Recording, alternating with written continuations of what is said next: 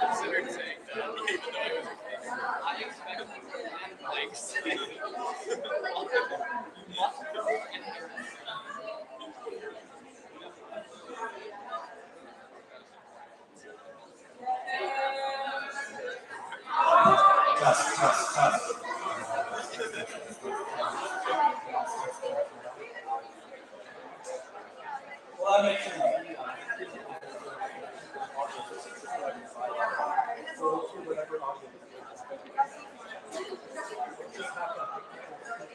I mean, the speaker is here. It should pick up. It will just be a little low quality. Do you want me to point it so that it includes the person talking? Like this? Let's see what it looks like. I think we have a good amount of leeway here. Hang on, for people. Yeah.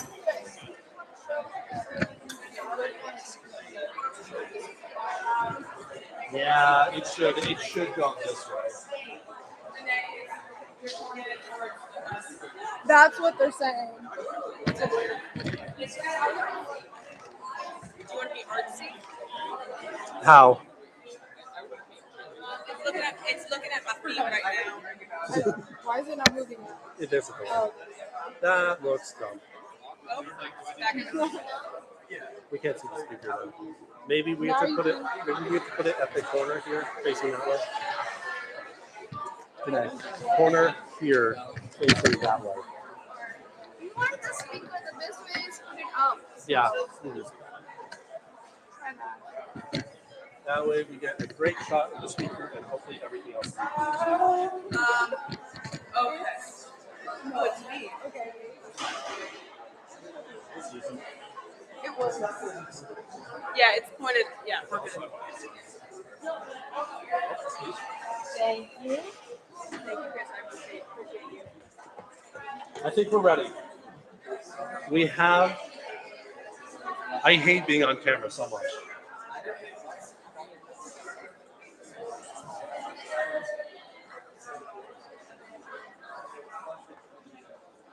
No.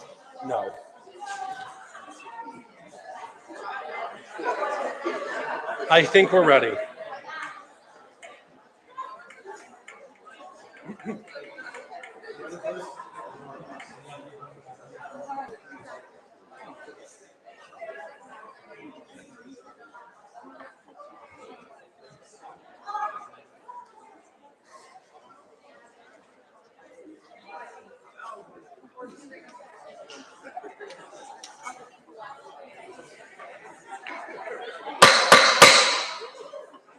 Good evening, everyone.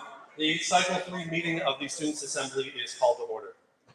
We have the attendance poll posted in the main Students' Assembly channel. Please fill that out whether you're a voting member or not. First things first, we have a lot on our agenda tonight. The union closes at 10 o'clock, so we will need to be out of here by 9:45, regardless of whether we have any business left at that point, just so the union can clear up after us. So without objection, if we get to that point, the meeting will be adjourned at 9:45 p.m. Thank you. The next item on our agenda is the approval of the minutes for the last meeting of the Students' Assembly. These are listed under the Assembly channel in Teams. Are there any additions or corrections to be made to these minutes? Hearing none, is there a motion to approve them? I see a motion by the Student Body Vice President and a second from Sean Lawson. Thank you. So we'll get that poll posted. This will be posted under the new Students' Assembly voting channel. This is a private channel with just the voting members of the Students' Assembly.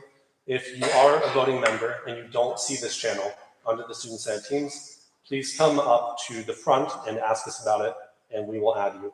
If you are a replacement senator on the agenda later this meeting, you will not be in the channel until you are acclimated.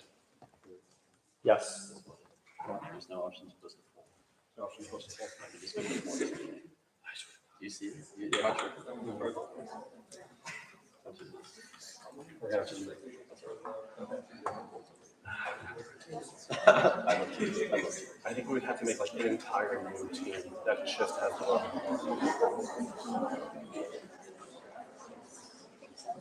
Approval of the minutes. Do you approve the minutes for the last meeting in favor of opposed?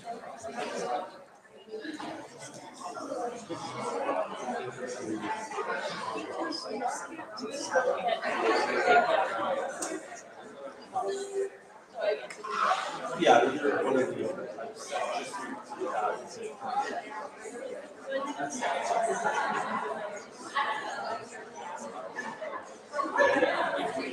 So fun news, we can't post polls in private channels, not with the function anyway, so Robert's typing up manual Microsoft polls that we can post.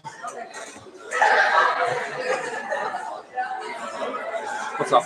Still looking for Oh, Oh my god. I'm so sorry.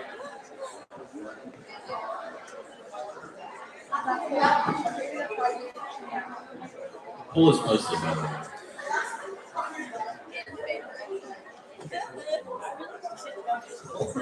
This will be a 2.5-minute poll. Please fill out the poll if you are a voting member. I don't know. Can we leave that this way?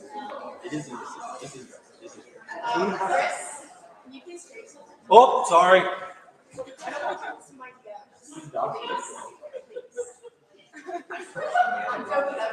I'm not used to having it like display my laptop. Thank you.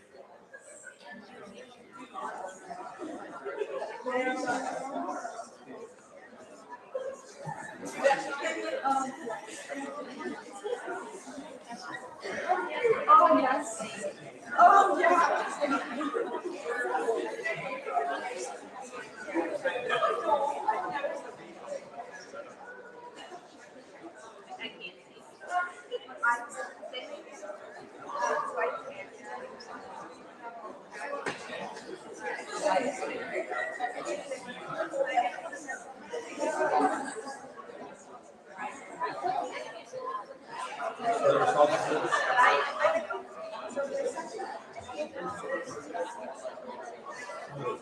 Oh, that's good. That's good. Okay, please, if you haven't cast your vote already, please do so now. We are over quorum.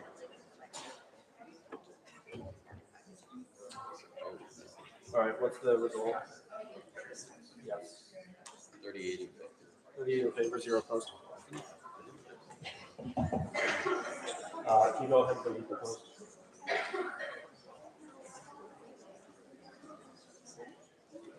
I got it. Okay, the poll is now closed. On the approval of the minutes for the last meeting of the Students' Assembly, in favor 38, opposed 0. Accordingly, the minutes are approved. We will move into the next item on our agenda, which is the officer reports. First up, the student body president.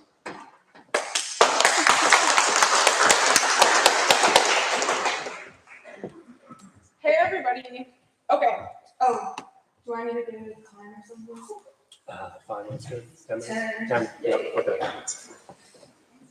Okay, so first I'm going to start off by giving just a little update on some of the platforms that some of my executive staff members have been working on. So the outreach director, Casey Soper, he is working on putting together a KU launch to fund some of our platforms. So that's a fundraising effort that will be started in the next couple of weeks that he's working on. Then Casey is also working on, and he's doing this in collaboration with our coordinator staff, Anna Kashet. They're looking into bringing back the KU yearbook. So some of you may know about this, some of you may not. We used to have a yearbook each year, and we had it since like the beginning of time till like about 2010 or so. And so they're looking into what it could be like to potentially bring that back. Casey is also working on the student game day football experience. So some of the things that Yvonne and I ran on under like student experience was a better game day experience for students. And so one of those things included discounted tailgating rates. This was also something that Turner and I worked on last year. And so we're just continuing that effort because there's no football games at the booth this year. So this is something that we're looking at for next year. And so he's working on having conversations with them. Also, the business school senator, Jack Bruce, him and Casey Soper, they both sit on this little exclusive council with athletics that works on what the student game day experience will look like. And there's a lot of really awesome, cool things that they're looking at doing for the game day experience next year. So I'm kind of jealous because I'm graduating, so I won't be here, but you guys are about to have some really awesome things.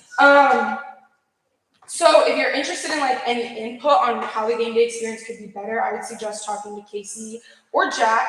Also, we will be continuing this year our men's basketball game ticket raffle system. So for those of you who may be a little new, we have this ticket raffle system that we started next year where there's a reserved seating in Allen Fieldhouse for, it's like sort of the student senate area, I guess. And so we raffle off tickets each game for Pell Grant students to be able to have the opportunity to attend basketball games free of cost, but then we also raffle off tickets to the general student body. So we'll be getting that going and doing that again.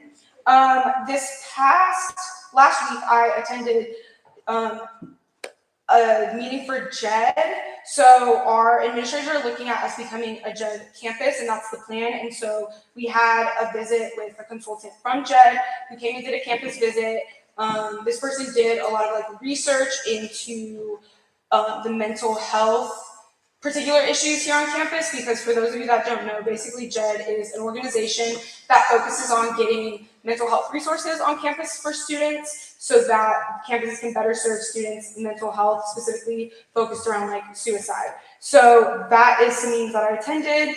I've also continued working on with my government relations director and my coordinator of staff our student regency, creating a student regency on the Kansas Board of Regents.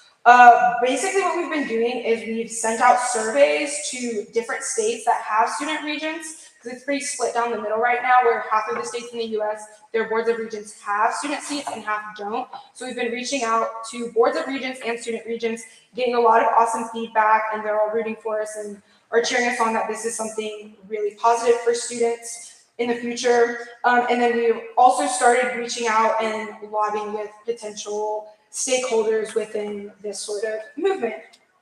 Also, I said this at last assembly, just want to say it again, we have like 10 Student Senate t-shirts left, and we can't start another round of making new t-shirts until we sell out what we currently have, so we need to sell those out. Moving on from platforms, going into just some things that the exec staff are doing. Me, the VP, grad pres, GovRel, and treasurer, we will all be out of office the next 2 days because we will be at the Big 12 Student Government Conference. For those of you that don't know, this is a student government conference hosted each year, and each campus in the Big 12 takes a turn hosting it. So we hosted it 2-3 years ago. TCU hosted it last year, and now Iowa State are the hosts. So we'll be at Iowa State for the rest of this week and through fall break.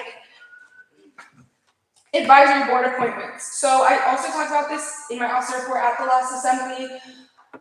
Student advisory boards are the advisory boards for all of the fee entities. So there's a rec center advisory board, there's a parking and transportation advisory board, there's an advisory board for all the different fee entities. So if you want to scan that QR code, if you're interested, it has all of the different advisory boards listed. And so if you're interested in joining one, just put your name down and I can appoint you to it.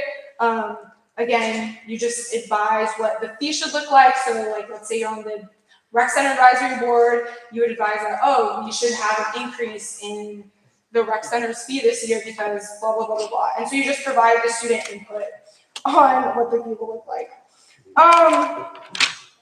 One last thing, not one last thing, I got a couple of things, but one of the things I'll say is, so sort of in like setting the record straight, so to speak, and informing people, there was some rhetoric that I heard and that was shared last assembly, and it was sort of along the lines of like, Student Senate is supposed to support student organizations and like give them money, and like our job is to support student organizations. But I encourage you all to actually go onto the Student Senate website and read our mission and history, because that's actually not what we do, and that's not the purpose or existence of what we do.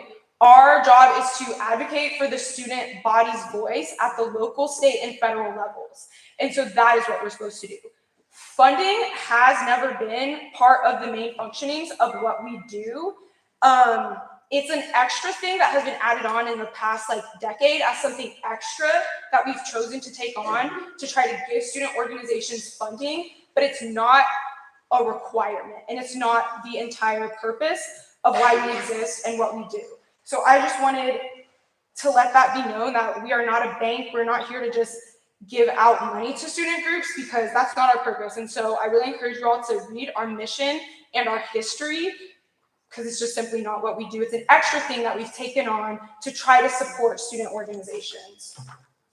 Lastly, so I and all other members who are giving officer reports, we only answer relevant questions up here, and relevant questions are things that we talked about during our officer report. So the only questions that should be asked are topics that are covered during our officer report. If you have questions about other things that are happening on campus or other things that you might see us doing, that is what our emails are for and our office hours are for, which are all available on the Student Senate website. So if you want to get into contact with us or schedule a meeting, that is what you should do. Otherwise, you can feel free to ask us any questions during officer reports about the things that we talked about. But beyond that, for time management purposes, that is what office hours and emails are for. So other than that, that is pretty much it. Other than I want to give a little shout out to our outreach director, Casey Soper, because today is his 21st birthday. So shout out to him. Woo!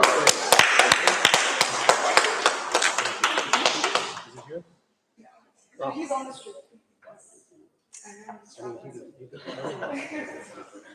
Any questions? We have 2 minutes remaining. Any questions for the student body president? I'm not seeing any. Okay, thank you very much.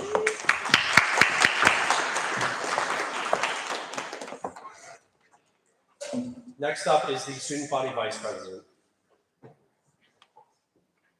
How much time? What? No.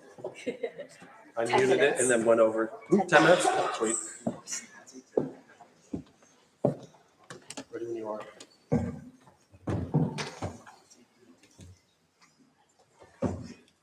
Oh, it's another tab.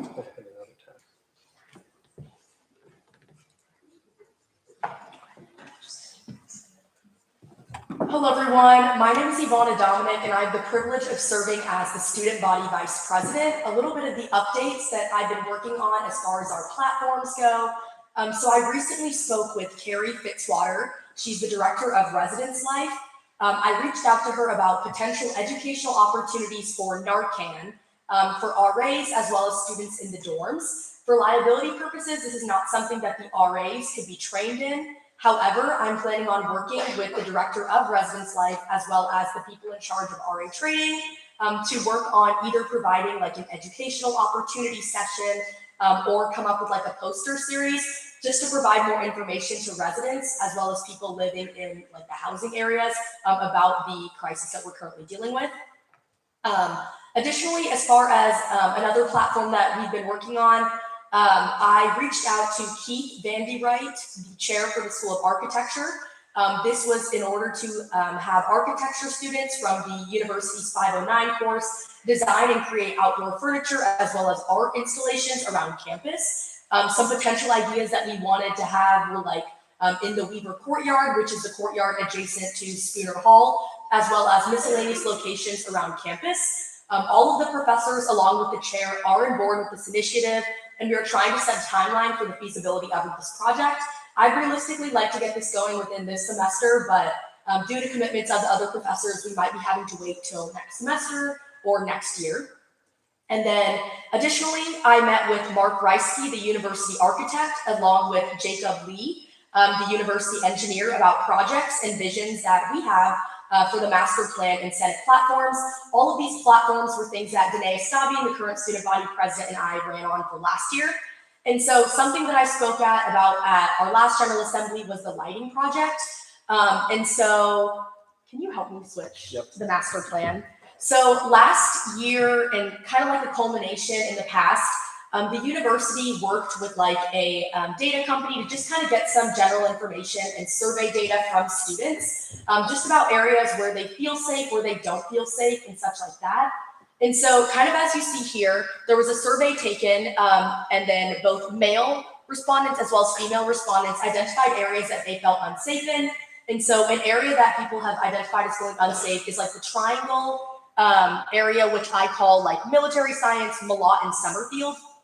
And so Student Senate is planning on using part of their safety budget to fund increased lighting in these areas to make more students feel safe.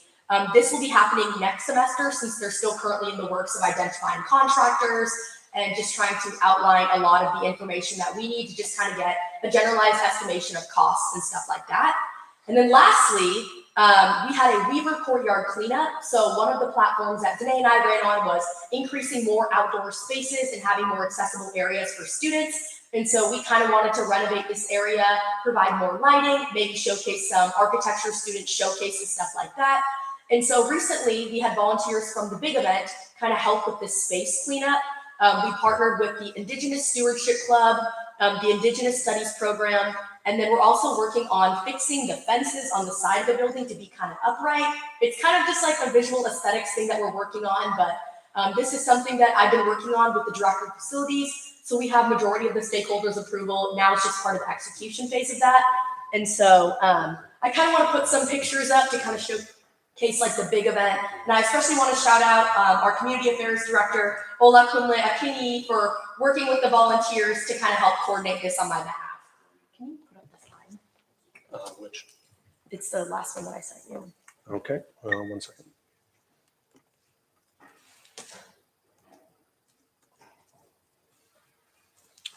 I did not get it. Did you send it to my email? I sent it to you. I did not receive it. One moment, please. Sorry. Technical difficulties.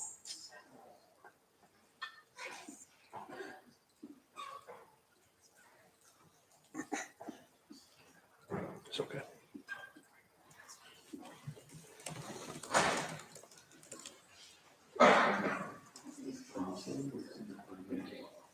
So I'm pulling up pictures from the big event where we had a lot of volunteers, a lot of freshman students. So especially want to shout out all of the volunteers that came for this event.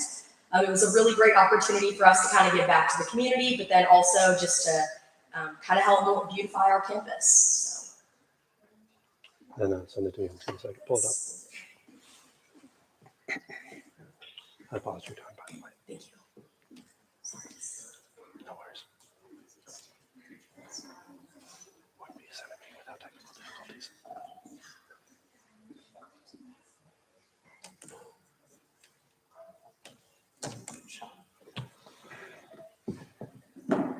Open in browser. Don't click on that. That's your DMs. And duplicate.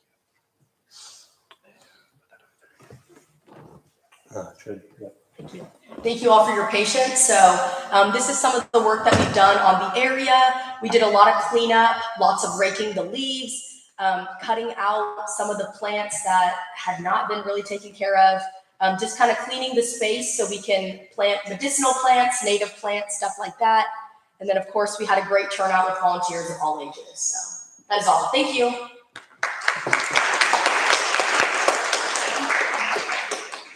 We have about 5 minutes remaining. Any questions for the student body vice president?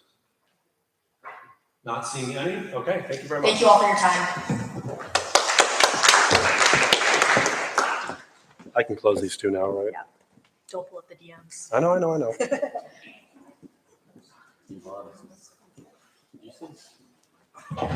We'll hear next from the graduate student body president.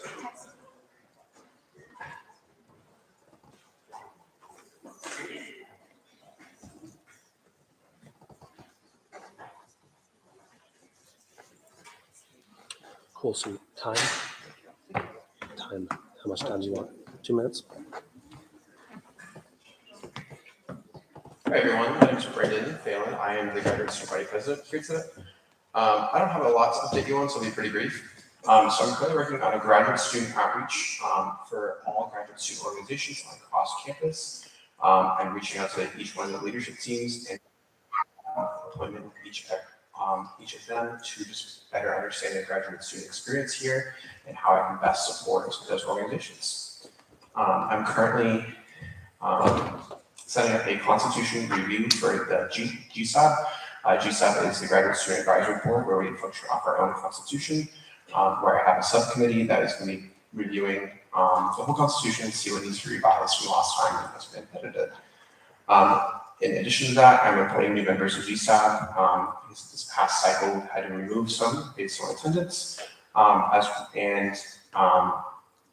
I am changing the language of different advisory boards to ensure that there is graduate student representation on all advisory boards and committees across campus that are under the university governance. In addition to that, I have new legislation that will be proposed in cycle 4 for graduate students to have better representation within Student Senate in this entity here, as well as reaching out to an athletics advisory committee to have better graduate student engagement, specifically for graduate students in athletics. That is not a well-utilized population. As well as working with Office of Graduate Studies to utilize their Emma email platform to just better understand the engagement that I have and reach with all graduate students across campus, to have a little bit more data on how to better reach them and communicate with them. So that's all. Is there any questions I can maybe answer? We're near the end of time. Any questions for the graduate student body president? I'm not seeing any. Thank you.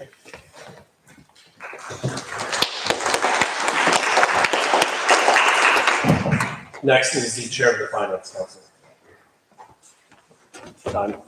5 minutes. Yep. Hello, everyone. If you don't know me, my name is Megan Stofford, and I chair Finance Council. And so, as part of that job, I oversee required campus fee review subcommittee. So that is the board that allocates roughly $23 million of student fees annually, and so that's like the $522 that you pay every semester. And so that funds things like Watkins Health Center, the REC, the unions, KJHK, UDK, Hilltop, and that's where Student Senate's money comes from as well.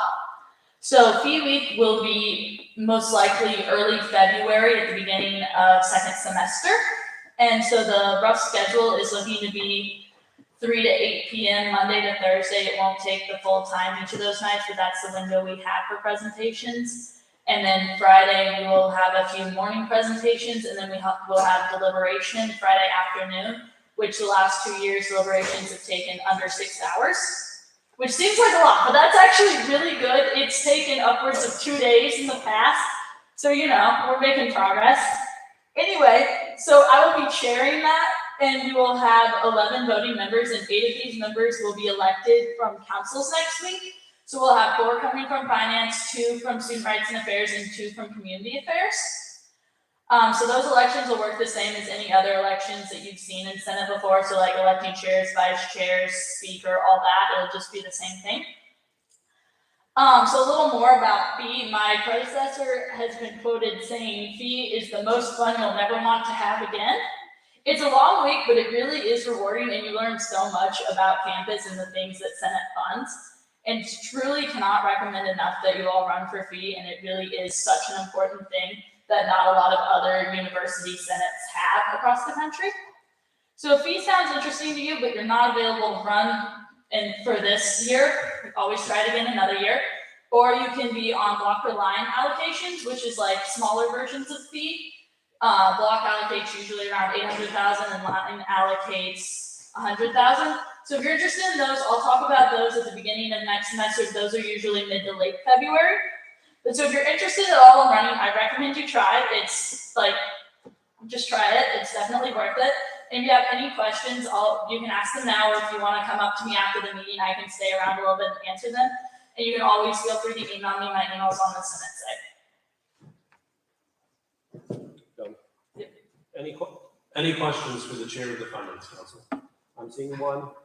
Could we please get a microphone over? And before you ask your question, can we please get your name and if you are a student senator, your constituency? Hi, how you doing? My name is Miles Banks. Earlier in the meeting, before we got started, it was said that the Student Senate is not, it is not your main job to allocate funds to student organizations, but you do, right? Yes, the fee is not student assembly, it's a separate. Of course, but Student Senate does allocate funds to student organizations, Yes. correct? So if we have a question, concern, and/or inquiry, we should bring it to you, correct? You can bring it to me, the treasurer, the president, you can bring it to anyone and we'll direct you to the right person. Absolutely, thank you. Any further questions for the chair of the Finance Council? I have a point of information. The speech that was made earlier in the assembly was just misquoted. It was not said that Student Senate does not allocate funding. It was said that that is not its priority and it's not within its mission statement or history. Not that it is not done at all. Thank you, Student Body President. Any further questions for the chair of the Finance Council? Seeing none, thank you very much.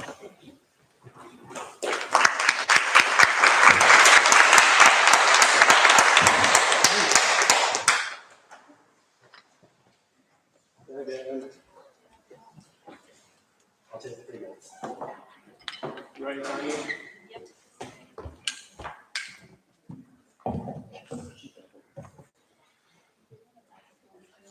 Ready? Okay, good evening, everyone. Great to see you all here. I see we have a very large crowd, which is fantastic. Lots of people participating in student government tonight. So we had a student executive council meeting last night. We were considering disciplinary proceedings against 6 student senators who were not meeting the attendance policy requirements. So for all student senators, they're required to attend the meetings of their assigned student council and meetings of the Students' Assembly, minus a certain number of excused and unexcused absences set by our Constitution. So Studex did end up expelling those 6 senators after giving them hearing slots so that they could defend their membership. And I believe later on in this meeting, we have already have replacement senators to fill these seats and serve on student government for the rest of the academic year. Besides this, sorry for the change in meeting, everyone, but this, I hope, is a lot more comfortable than having people standing in the back of Alderson or sitting on the floor. And I look forward to getting through all of our legislative business tonight. Are there any questions? All right, Megan, you can ask that. Do we have any questions? We have a minute and a half left. All right, thank you, Chris.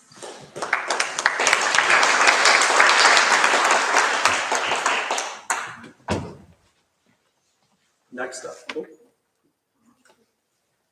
2 minutes. Next up is the Internal Affairs Director. Hi guys, so,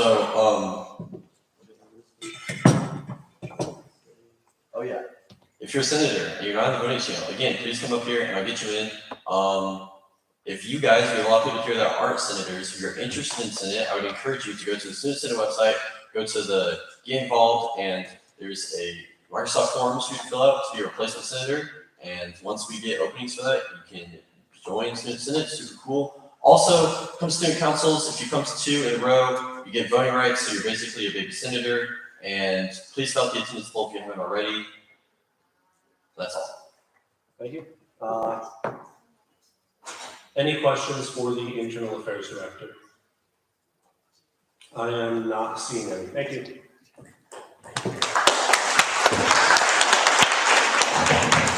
Next is the Treasurer.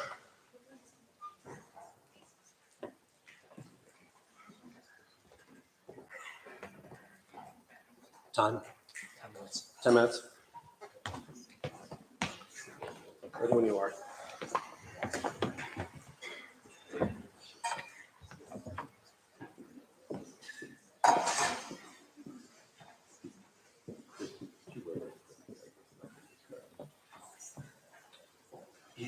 We lost it. Sorry. I'm not getting it.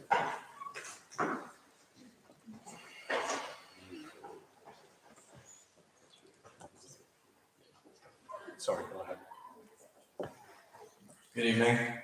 I'm going to start by apologizing for my absence last week. I was sick. Nothing I can do about it. I'm feeling better now. But start things off, I talked with the fund development director, and we just wanted to reiterate something that might not be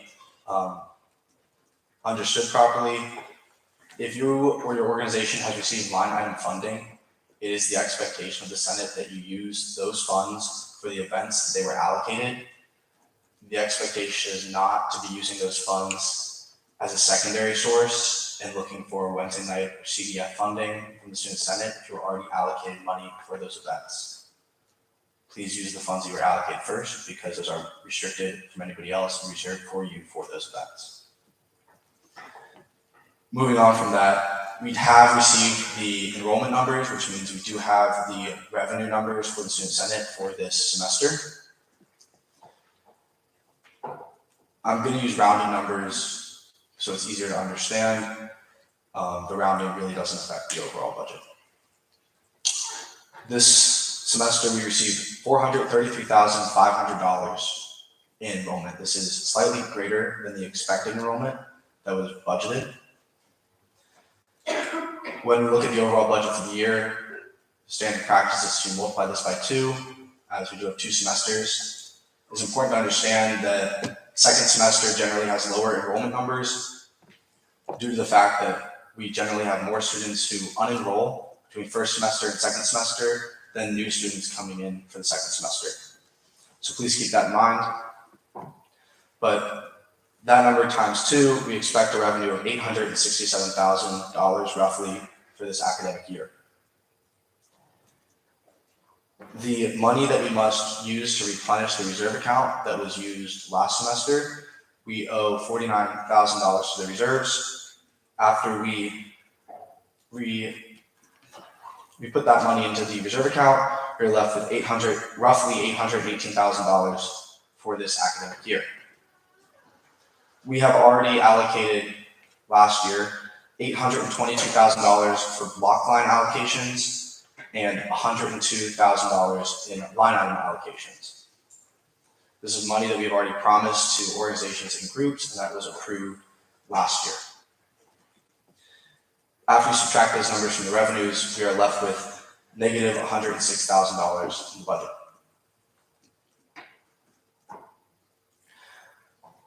This does not include the $80,000 that was expected to be used for Wednesday night funding. The reason I don't include this number is because Wednesday night fund is officially known as the unallocated fund, meaning that any money that is unallocated through block and line item allocations is then left to be distributed through the Wednesday night funding. Because after the allocations have been subtracted from the revenue, we're left with a negative balance. There is no unallocated money to be used at Wednesday night funding.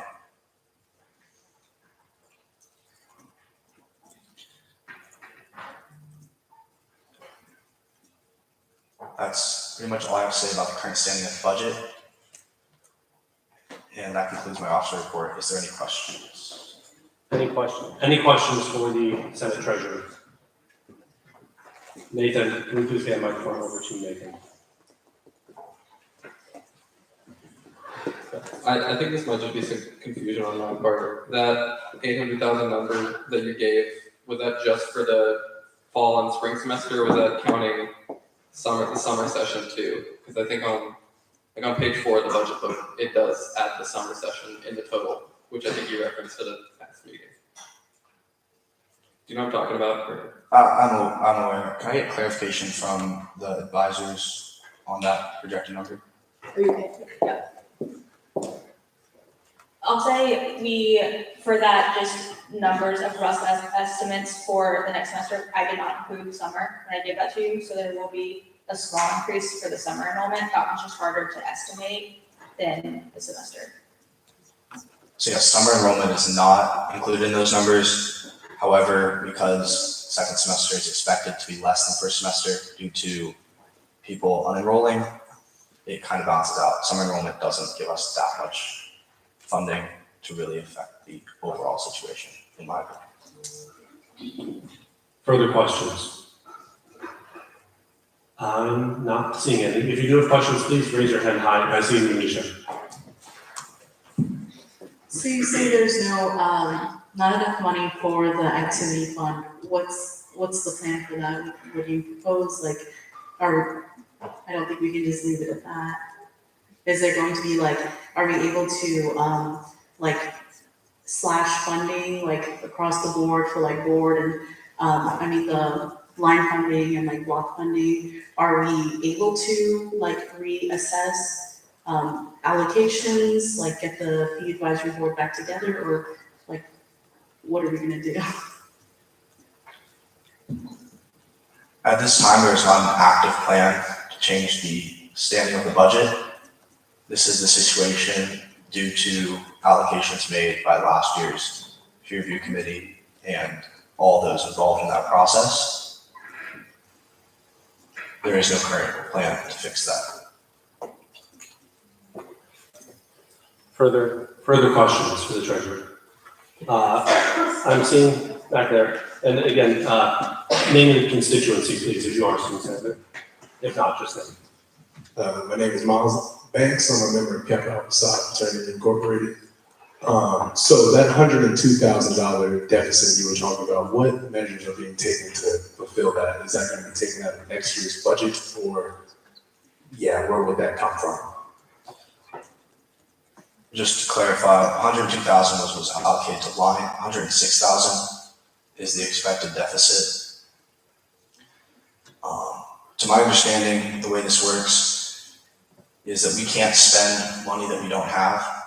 So even though we've promised a total of roughly $924,000, when we are unable to fulfill those promises because we've already spent the money, it is simply that we're unable to fulfill those promises that we've made to those organizations. Further questions for the treasurer? We have a couple follow-up, but if there's anybody that hasn't spoken yet. Is anyone who hasn't asked a question yet? Otherwise, we will go to follow-up questions. Okay. Oh, I'm seeing someone in the back there. Sorry.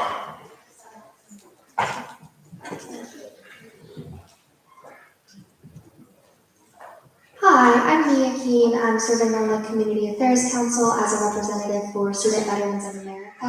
Could you just clarify one more time that number that is that unallocated fund you mentioned? And then I believe the last thing you said is that this deficit means that we aren't able to allocate anything in terms of Wednesday night funding. Could you just clarify if that's the case? Thank you. Sure. There is no unallocated money right now in the Senate budget because we've allocated more money than we took in for revenue.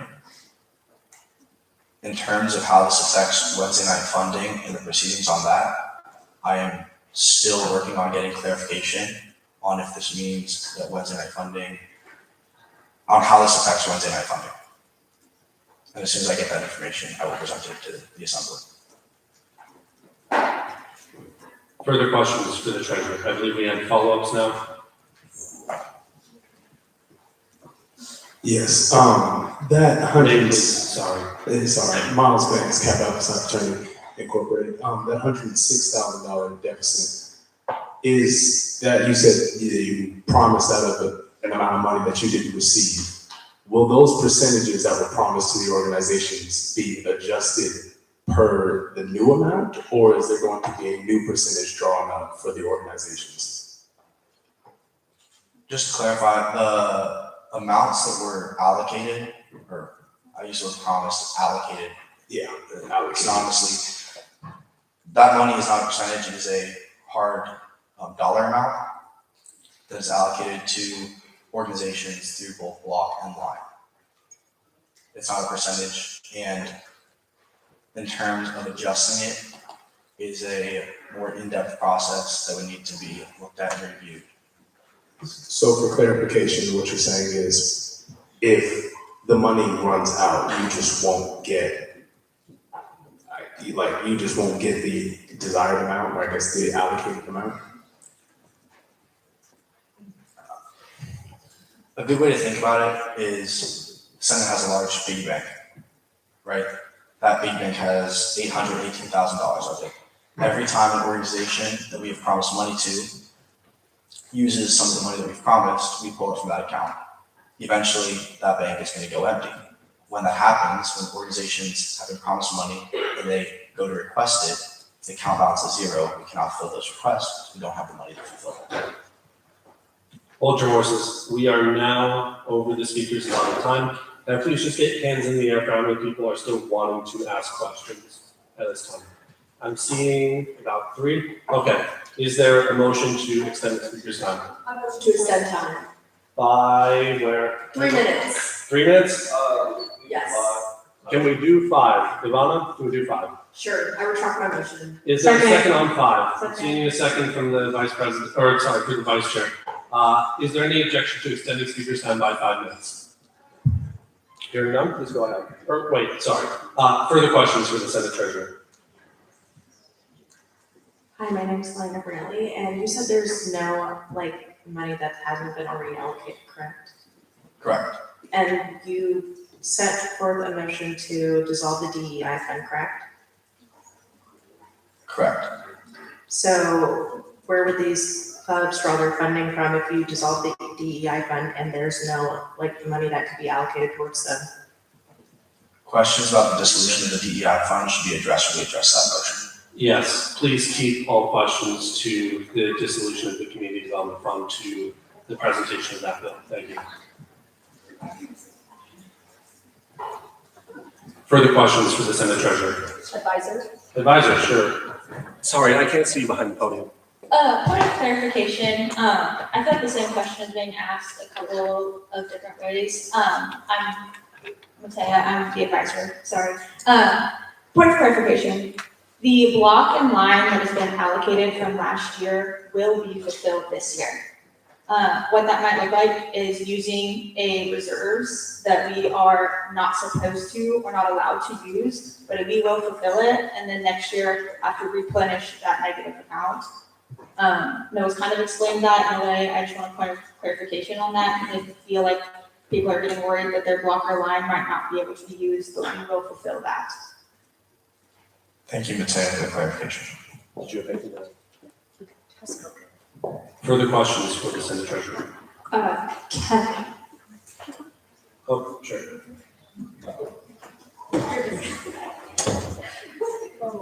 Sorry.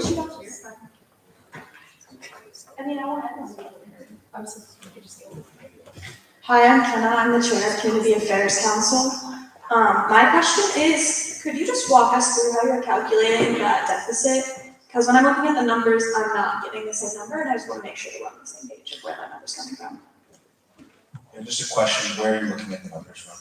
I'm looking at the budget book and then multiplying Okay. that by our fall The enrollment. budget book is an expected estimate based on expected enrollment numbers. The numbers I have are based on actual enrollment numbers that we have just received. Follow up on that, I'm adjusting that to our actual enrollment numbers and then comparing our actual enrollment numbers times the 19.05 the Senate gets, and then looking at. The Senate doesn't receive 19.05.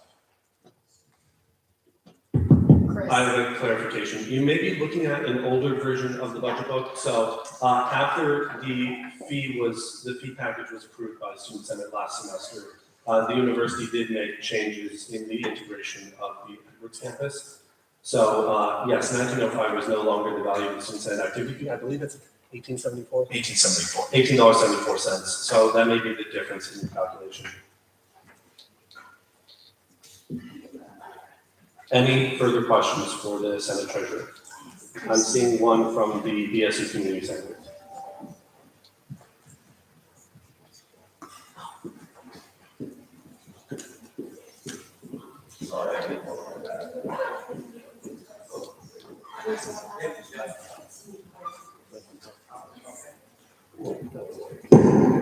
Hey, Douglas Ramon, BSU Senator. This isn't a question, but I just want to make a suggestion that we have a question, or we go person by person, because I know that Chris called for stuff like that, just so that we can make Senate a little bit faster with a limited, maybe one follow-up question, just so that person can get their thoughts out, everybody can be heard, if that's all right. Just a suggestion. So the senator's suggestion is that we just allow each person one follow-up question, so we aren't going. Just so thoughts can be heard, because. Okay, I can recognize people for follow-up questions. Let's continue on with the questions, please. Further questions for the Senate Treasurer? I think we have one in the rows behind me. Or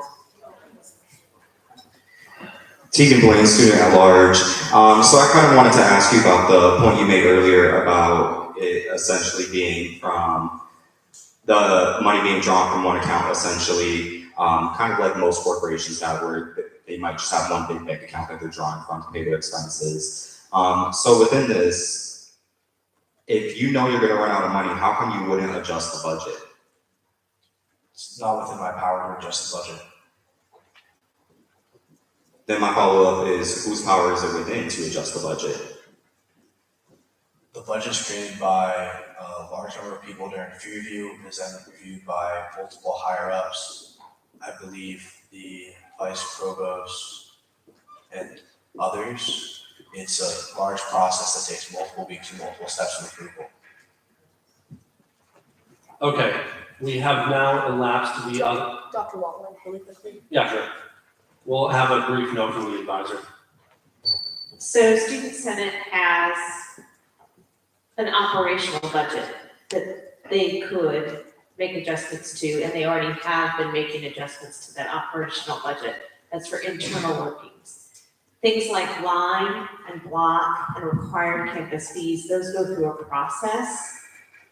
And all of those could be changed if the process is followed. It's likely to anger many people as they have been allocated funding that they've then relied upon for their operational budgets this year. But there is a process that Student Senate could look at going through if they wanted to. Required campus fees is even more complex because that goes first through Student Senate, then through a university approvals process, then through the Campus Board of Regents. And that is the funding that funds a lot of the student services here at the university. So that would be a very complex and potentially not supported process. So one way to think about it is like a corporation, right? We need to have operational reserves. So there is a little bit of an operational reserves cushion that Student Senate has. And that's why we'll honor those line and block allocations. It gets into that operational reserve. The university leadership need to have more conversations about what level of operational reserve we will expect Student Senate to abide by this year, and then they'll need to build back over to what institutionally is required by our departments is a 90-day operational reserve. So Student Senate, as budgeted now, is not able to maintain their 90-day operational reserve. Thank you, Dr. Wamley. Okay, we have now elapsed the extension. I know that there are more questions for the Student Senate Treasurer, but we are currently at 7:36 p.m. in the evening. Assuming liberally that takes us 30 minutes to get through each of the constitutional amendments on the agenda tonight, we are going to be here until 9:37. So there can be a motion to extend time again, or we could move on to the other items of our agenda. Motion to move on to the next thing It's on our agenda. expired, as long as there's not a motion to extend time, then we'll move on. I'm not seeing a motion. Thank you very much to the Student Senate Treasurer. Thank you.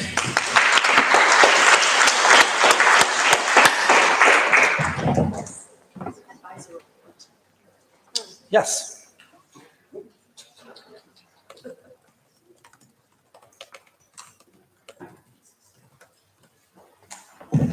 Sorry for my mistake, everyone. We'll hear from the university advisors if they care to give a report. I think we've said. Okay, there is no report from the university advisors. We'll go to the appointment of the replacement senators. Do you want a motion to? You can. Let me turn on. The internal affairs director is recognized. Go. Motion to amend the agenda to include Courtney Miller for our commissions. Constituency. Liberal arts and sciences, junior senior. I'm just writing it on so we can look at it. It's not on yet. We do have vacancies, it just wasn't on the Hold on, let's go through the process. Can you talk about why we're amending it? Wait. If I did the motion, should she? Motion seconded. What's your name? Oh, thank you, I know that. Okay, so for context, this was an application received to be a replacement senator through the normal process. It's just that we got it earlier today, so there wasn't time to consider it at Studex yesterday. Is there any discussion on the motion to amend the agenda to add this person as a potential replacement senator? Hearing none, is there any objections to amending the agenda? Hearing none, the agenda is amended. Okay, so we'll go through the replacement senators. If they're here, I'll ask them to just stand up, identify themselves, and then we'll hear motions to acclimate. First up, we have Alexandra for Liberal Arts and Sciences, junior and senior. Are they present? Not here, okay. In that case, this was a duly received application. We have a vacancy. Is there a motion to acclimate? Yes. Can I get a microphone over? I motion to acclimate. Thank you. Name, please. Name, please. Tammy Chapin, Constituency. College of Liberal Arts and Sciences. Thank you. Okay, there has been a motion to acclimate. Is there a second? Second. Second from the vice chair. Okay, are there any objections to acclimating Alexandra as a replacement senator for Liberal Arts and Sciences, junior and senior? Hearing none, they are acclimated. Next up on the agenda is Emma for Liberal Arts and Sciences, junior and senior. Are they present? Yes, can we get a microphone over? And would you care to just give a brief introduction and, yeah. I'm Emma. I am currently on the Student Rights and Affairs Council right now, and I've gone to every student assembly meeting so far, and I really represent it. Thank you. Is there a motion to acclimate? I motion to acclimate. Student Body Vice President, motion to acclimate. Second? I'll second. Audrey Patterson. Thank you. Is there any objection to acclimating Emma as a senator for Liberal Arts and Sciences, junior and senior? Hearing none, congratulations. Next on the agenda is Heaven for Liberal Arts and Sciences, junior and senior. Are they present? Yes, would you like to give a brief introduction? My name is Heaven, I'm a senior, and I've been coming to Senate meetings since my sophomore year, so I've always wanted to get involved in Senate, and I guess it's my last year, so I'm excited to be here. Well, thank you very much.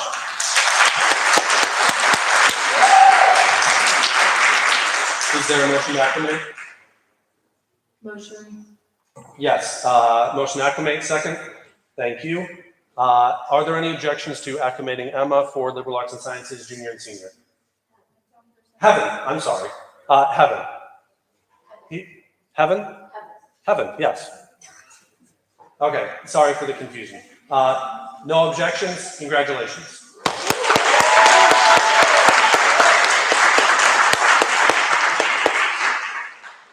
Next is Angel for Domestic Graduate Senator. Are they present? Yes. In brief introduction, please. Yes, hello, my name is Angel Rivera. I have previous experience with graduate student governments at the University of North Carolina at Charlotte, boarding the chair of the Board of Elections for graduate student government and representing the graduate school for public affairs. Thank you.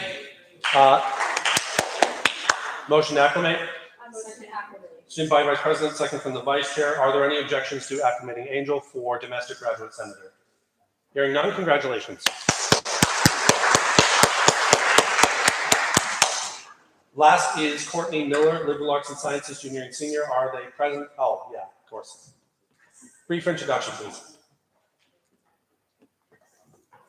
Hi there, my name is Courtney Miller. I am here at the request of the CARE program. I'm mostly here seeking to raise awareness for sexual assault prevention and resources for things along that line. I'm a survivor of human trafficking, and I would really value being on this council to speak to that. Thank you.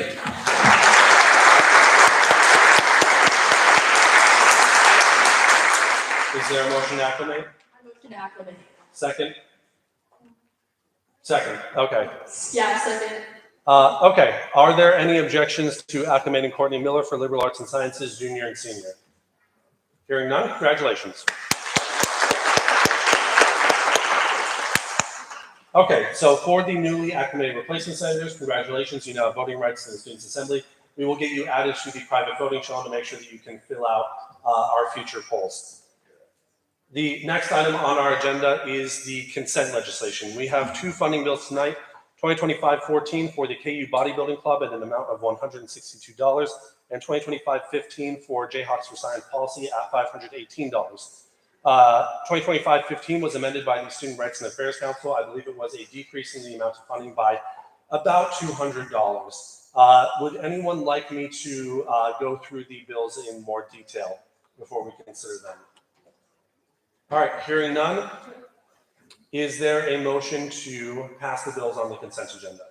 Motion to pass the bills on the consent agenda. Motion from the Vice Chair. I see a second from the BSU Community Center. Is there, well, we'll have the poll posted. Thank you. We'll let you know when the poll is posted. It'll be under the private voting channel. The question will be on passage of bills 2025-14 and 2025-15. Thank you. You got it. Are the new people added? Otherwise, I can get it later. Okay, sweet. Let's pass. Thank you.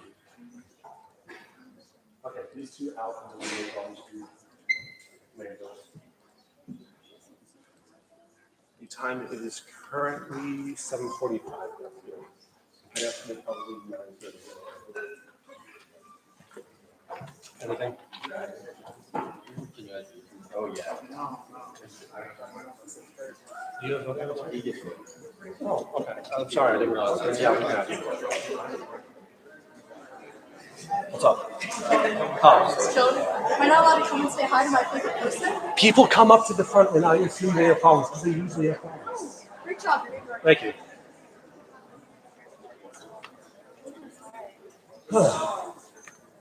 Who's up?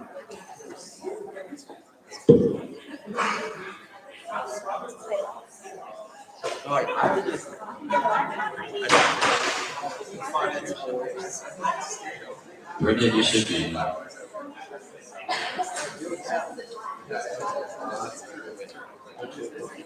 my gosh, I put it in the bar can just a little bit.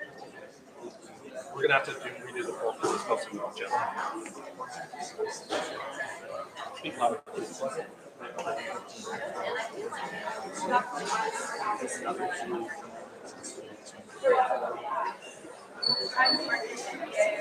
No, we did 12 first, then 11, 13, because 12 All was on on the slide in the voting. Yeah, and then we postponed those two, and then 12 was left. Yeah, and then you asked about it later. That's what we met. No, but I was trying to say it. I agree with this one. Yeah. Danae, I would encourage you to consider the presence of the student organizations to discuss it. Okay.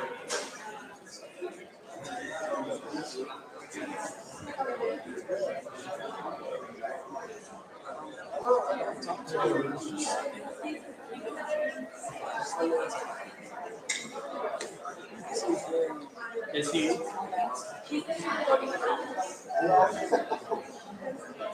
Shabar? You should be. Download the team, and then we can get you a voice over as well. We have.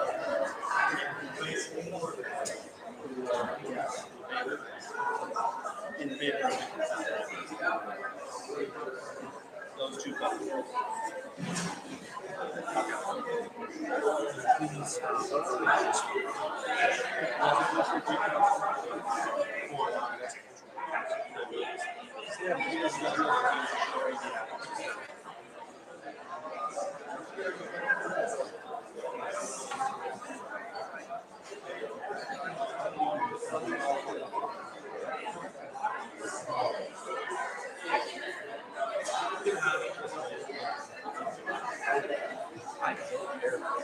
I don't care.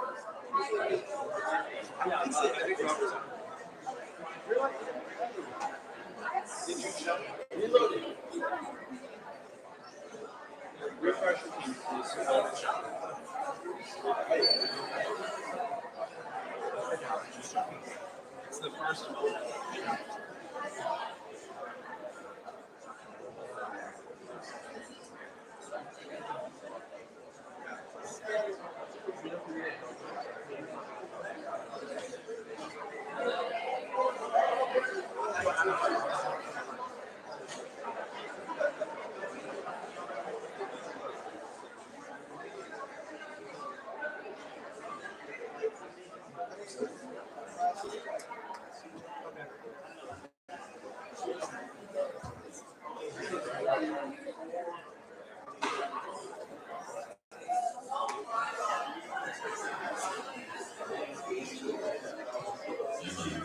you in now?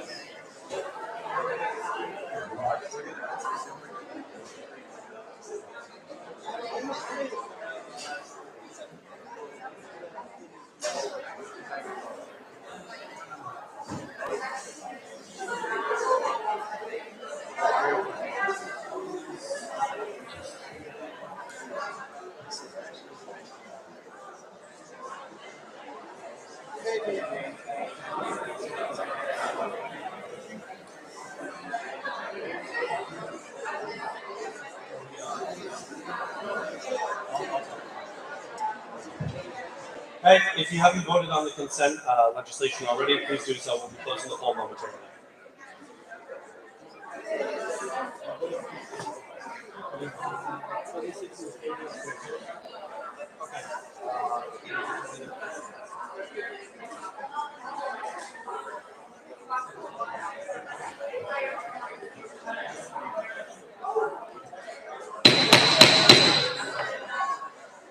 Order, please. Voting has concluded on the consent legislation. The vote is 36 in favor, 2 opposed. Accordingly, bills 2025-14 and 2025-15 are both passed.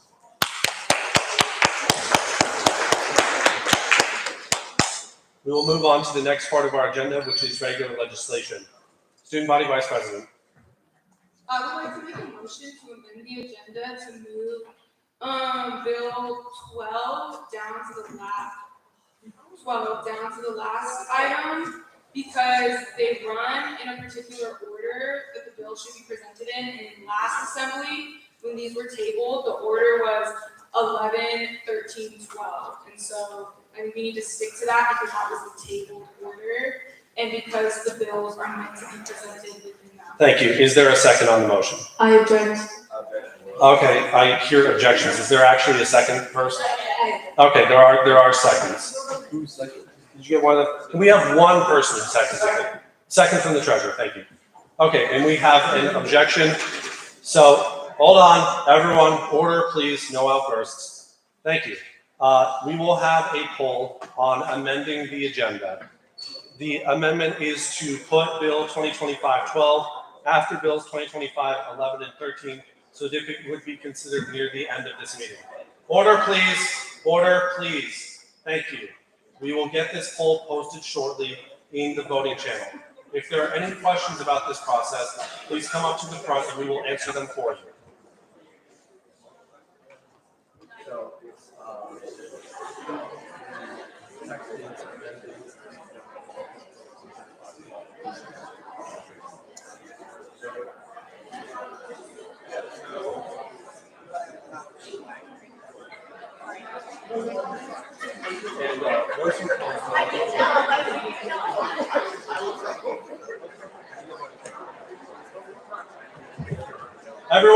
Everyone, the poll is now posted under the voting channel.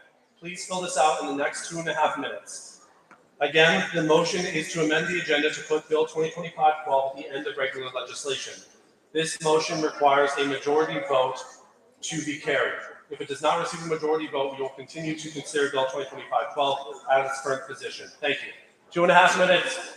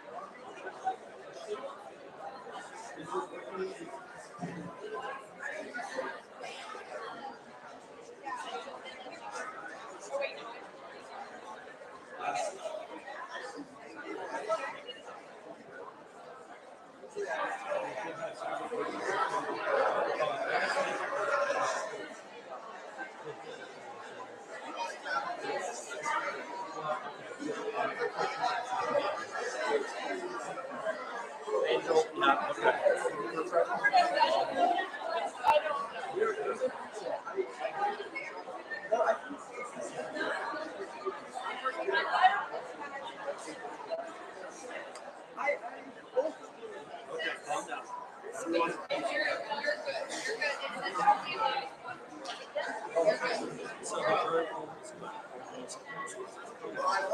that case, we'll give you.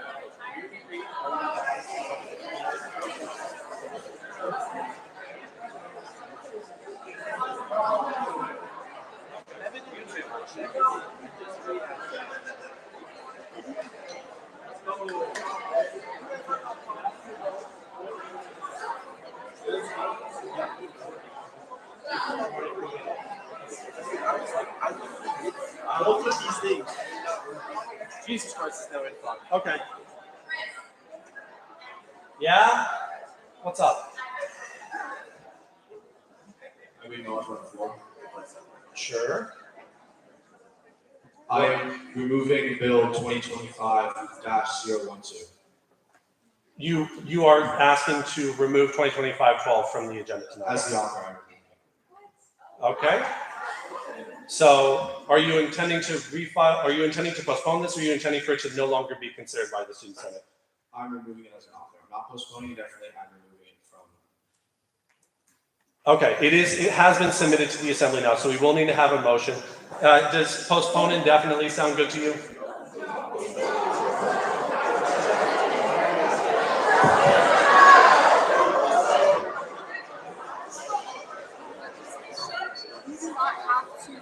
It has been what submitted. he's doing is he's removing it entirely. He's not going to present it again. He's not We can still, even if the author doesn't want to present it, it can still be presented. I know there has to be a motion on it. I can ask unanimous consent to postpone indefinitely, but once it's been submitted, you cannot unanimously. I can present the bill anytime. Why not? I can say anything. By the way, a poll to amend is still out, so we should vote on that. Postpone indefinitely means to kick it off the agenda, not consider it. It's denied. It's also just. How about this? How about this? Unanimous consent. Is there an objection to withdrawing this bill from consideration? Does that work? It needs to be explained that this bill is not going to be presented. Okay, I'll take that. I'm not sure if it's parliamentary good, but I don't think there's going to be any objection to it. Hold your horses. Order! Thank you. Quiet, please. It is the intention of the Student Senate Treasurer to withdraw Bill 2025-12 from consideration by the Student Senate at this meeting or any future meetings. Accordingly, we will remove it from the agenda for consideration tonight. Question. So Is does this a parliamentary question, first of all? Yes. Okay, go ahead. Does this stop the treasurer from, or anybody else from the Senate, rewriting the bill, like replica of this? In a parliamentary sense, another person could write the same bill, but the treasurer is, could we get a microphone over to him, please? I believe the treasurer is promising to not refile this legislation. Please correct me if that's a misstatement. At this time, I do not make any promises, however, for now. Please, quiet from the audience, treasurer. At this time. For now, I will be removing this bill. I do not plan on resubmitting a similar bill anytime soon. Does not intend to refile a similar bill anytime soon. Are there any questions? Any more parliamentary questions? Order, please.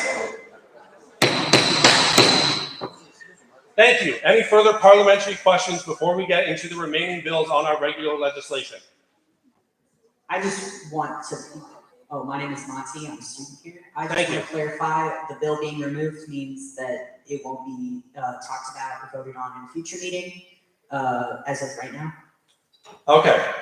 As a parliamentary matter, one member of the Student Senate cannot stop another member from writing a similar bill and then submitting it. However, as the Student Senate Treasurer said, he does not intend to file similar legislation at any point in the foreseeable future. So this, the bill. Follow-up question, go quickly, please. I'm sorry, the bill that was introduced is being dissolved. It doesn't exist, the bill doesn't exist. The bill will not be considered tonight and the Student Senate Treasurer does not intend to submit similar legislation for consideration by the Student Senate for the foreseeable future. Those are the two things that I can tell you are happening. Are there any further parliamentary questions? Again, before we get to the remaining two items of regular legislation, we do still have two items, and it is 8 o'clock. We have a parliamentary question. Yes. My name is Sam. I'm a student, not a senator, no constituency.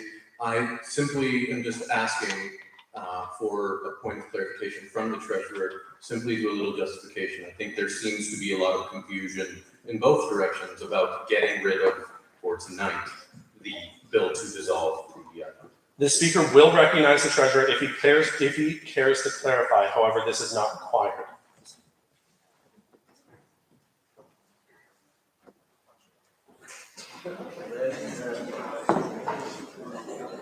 This isn't a presentation though, so quickly.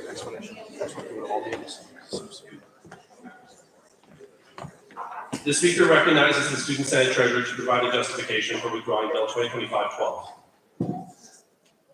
After reviewing the official revenue numbers, I have determined that in my opinion, the best course of action to enable the student body to receive funding for the rest of the year would not be justified by the bill I had previously written. And is that for that reason I'm withdrawing that bill currently.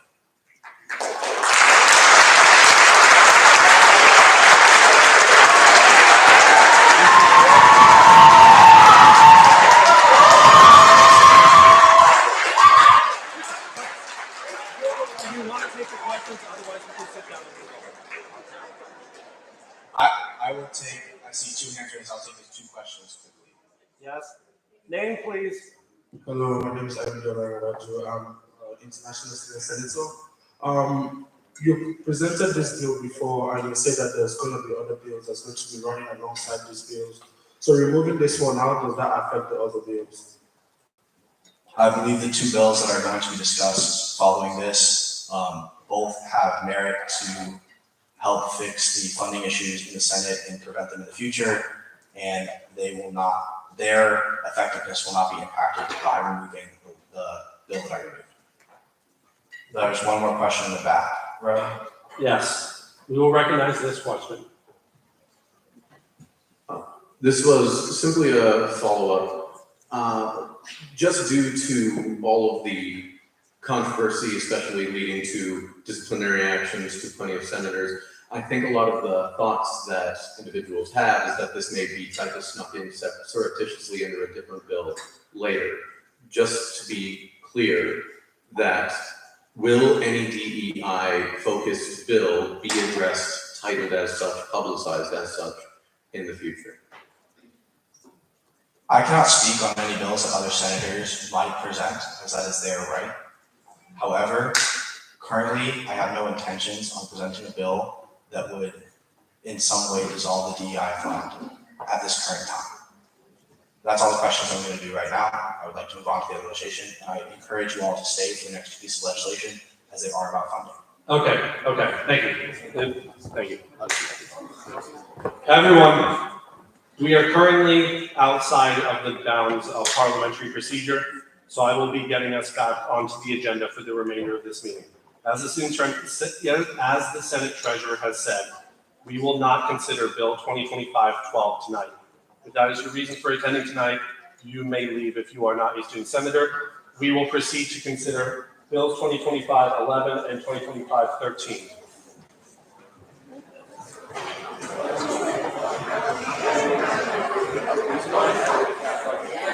It looks like we're having a lot of people leaving. If you are staying and you are a student senator, you may come forward if you wish.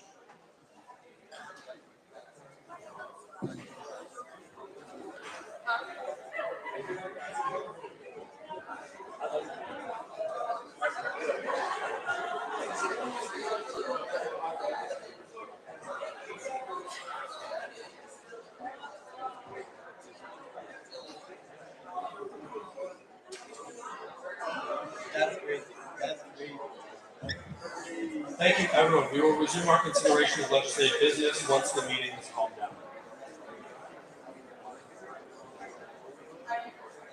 So we're still doing 11 and 13. You're presenting both of them? Okay.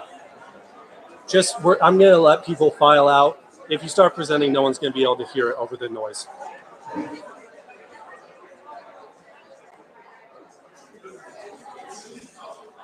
Are you watching the live stream? Nathan, you watching the live stream?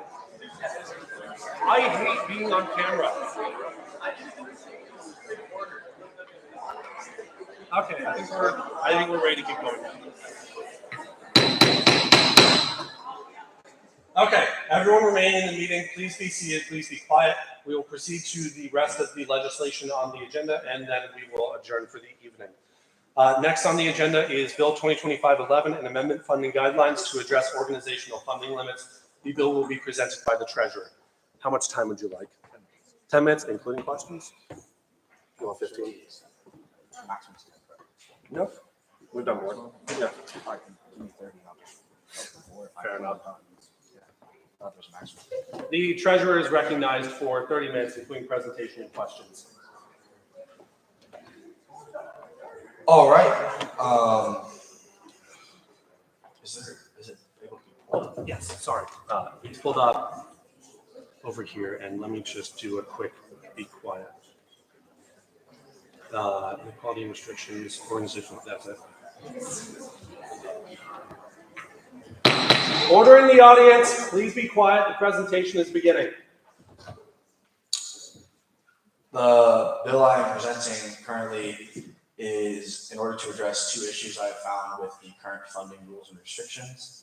The first of these is addressed here. Basically, it's come to my attention that many organizations receive over $10,000 in funding from a collection from one or more of the student senate funds. I believe this to be a overuse for one organization to receive that much funding.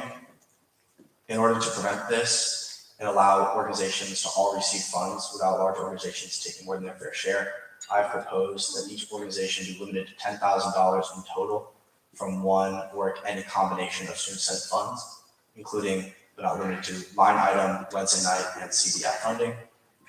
This meaning that if an organization has requested $8,000 in line item funding and $2,000 in Wednesday night funding, they will no longer be eligible to receive any more funding from the student senate. This also means that if an organization requests is approved for $10,000 in line item funding for that year, they will not be able to go to the CDF or Wednesday night fund for additional funding. $10,000, I believe, is the proper number for this, as most organizations never reach this amount of allocation from the student senate. However, there are some organizations that do receive more than this. I feel that it is unfair to smaller groups who might not be able to receive funding towards the end of the year because we've spent it all on larger organizations. I believe $10,000 is the appropriate number for this. The second part of this bill addresses the previously passed funding regulation when it comes to food funding. Currently, any one organization is not allowed to receive more than $500 per academic year in funding for food or food-related items. I believe this is not appropriate due to the fact that some organizations are larger than others. While one organization might have 20 people at an event, another organization might have 100. $500 is very hard to feed 100 people on such a limited budget.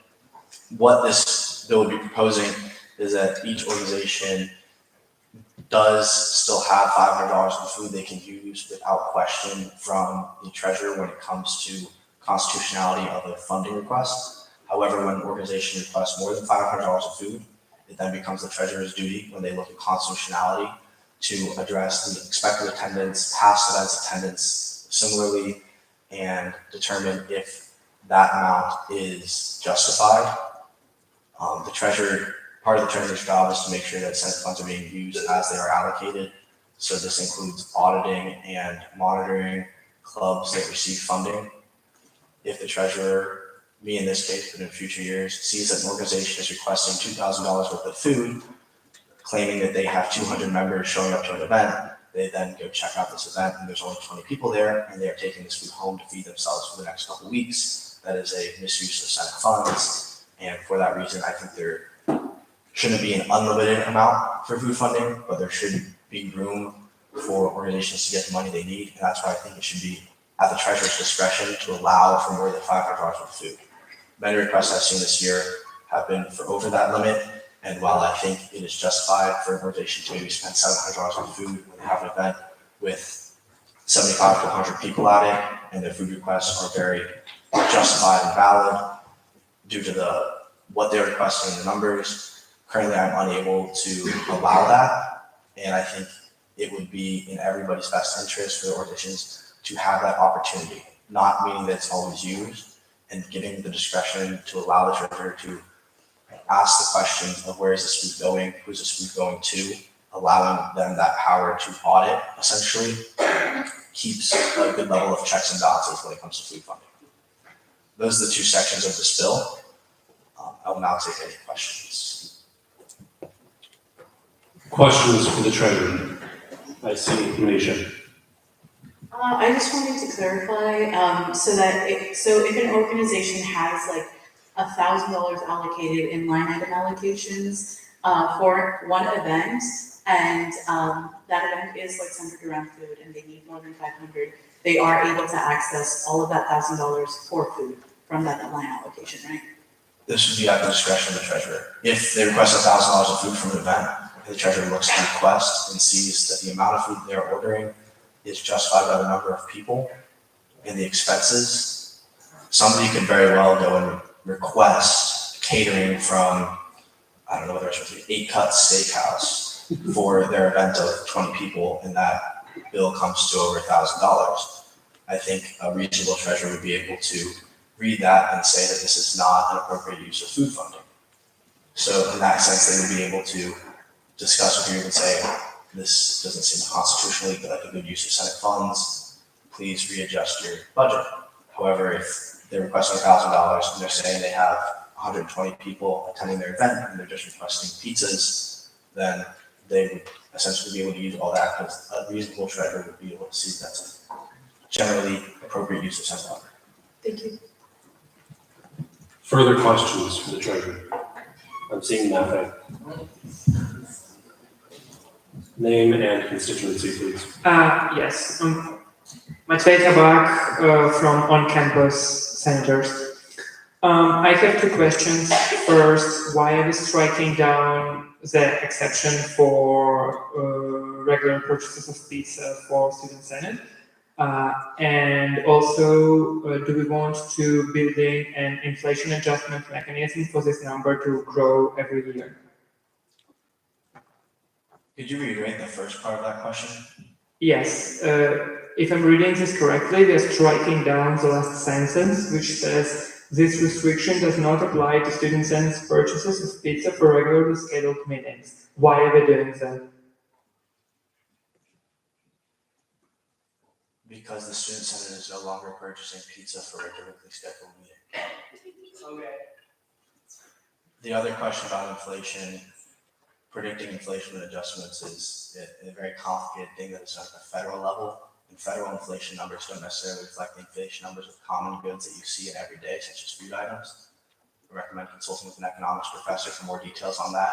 However, it is not something that the Senate has ever done or is expected of the Senate to predict inflation rates. Further questions from the Senate treasurer? I'm seeing one up here from Nathan.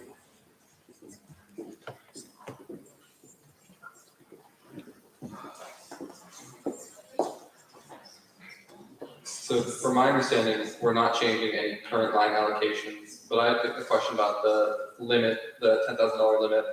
Is that considering those current line allocations? So for example, if a club got over 10K in line, are they eligible for any Wednesday night funding or not?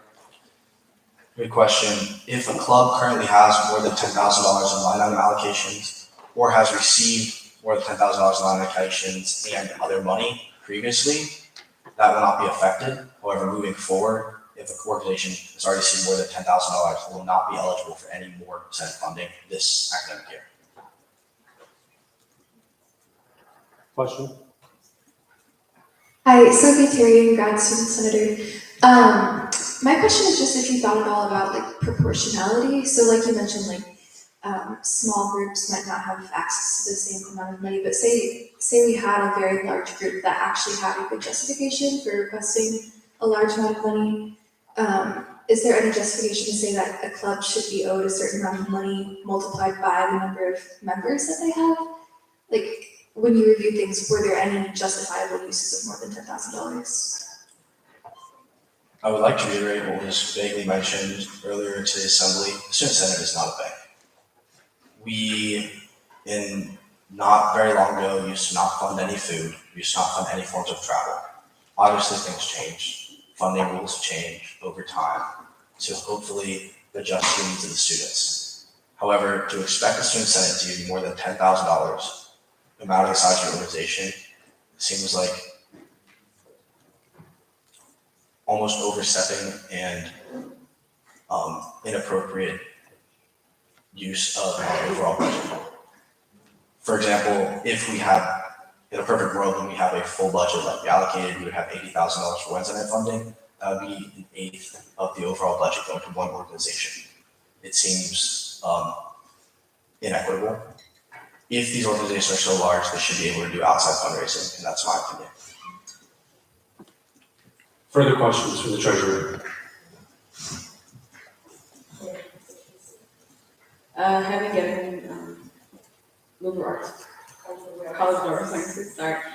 Just for point of clarification, this bill, if it does get passed, it would go into effect like immediately? Correct. The effects would be that organizations would be able to request more than $500 of food at the treasurer's discretion again, like we discussed, obviously just them being reasonable. And $10,000 would be in effect currently.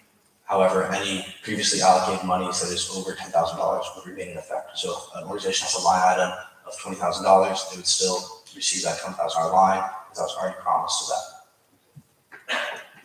Further questions for the treasurer? Similar Vice Chair of Student Rights Council, would you be opposed to amending it be at the discretion of the treasurer of the finance committee, and or do you have any justification as to why solely the treasurer? Sure. The treasurer looks at constitutionality when a more in-depth process of how funding bills are reviewed. Generally, it's not a requirement. They are sent to the treasurer to review them for constitutionality. This means checking to make sure everything they're requesting is eligible to be funded by the student government. If things aren't eligible to be funded, I would reach out to the organization, let them know what's wrong so they can resubmit it.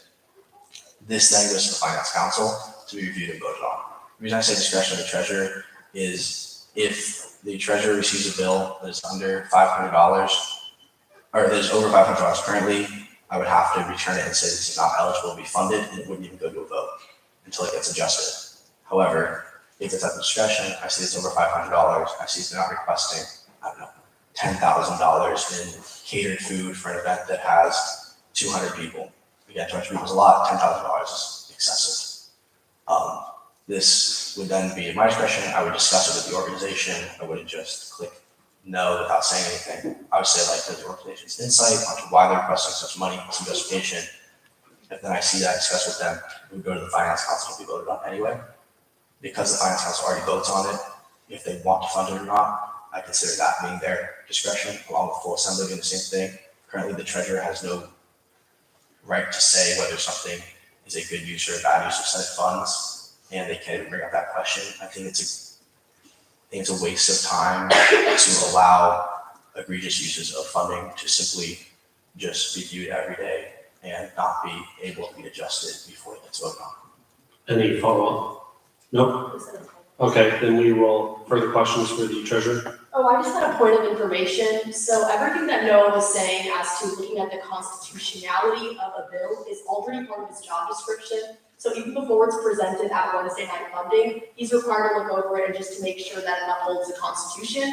And then when we vote on it, when we vote on them at our committees and our finance and all of that, that is how we are able to voice our concerns and provide our opinions as elected senators for our constituents. Thank you, Student Body Vice President. Further questions?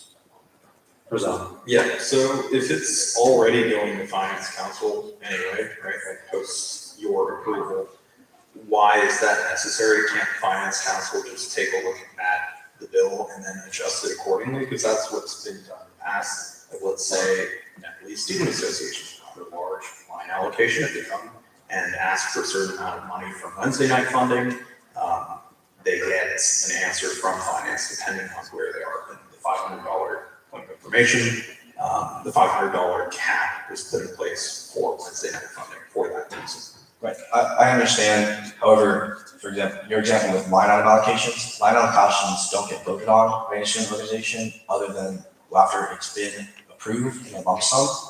Then it gets reviewed by the treasurer, and then as long as it's constitutional, it gets fulfilled. Because of this, having the treasurer in a position to be able to essentially veto line item allocation requests for egregious amounts of food.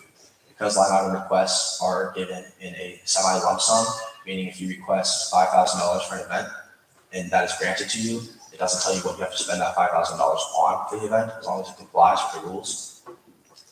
If an organization wants to spend all $5,000 on food, and the treasurer didn't have the power to overview that and say that this is not an appropriate use of food or is an appropriate use of food, then it would just be fulfilled if the treasurer doesn't have that power. Essentially, this is just putting protections and checks in place for things that necessarily don't get voted on by the finance council, such as line item allocation. In the same sense, if the treasurer sees something that they don't think is appropriate use of food spending, before it goes to a vote, they can work with that organization to maybe adjust those numbers. It might be more than $500, but it might be a little bit less than what they're actually requesting originally. If they're just going through with all those requests without any overview, it would have to go through that 2-week cycle. Just to be denied the first week, they would have to wait 2 more weeks to apply again. And it's come to my attention that many organizations submit funding requests at the last minute. This could be detrimental to those organizations getting the funding they're hoping for. Further questions for the treasurer? I'm seeing one from Chris Cooper. Yeah, Chris Cooper, the Community Center for Wisdom. Currently, organizations that represent marginalized students who have a cultural and culinary tradition are not bound to that $500 limit for food when they use the DEI fund. This legislation would remove that exception. Is there any reason that you have not taken that into account?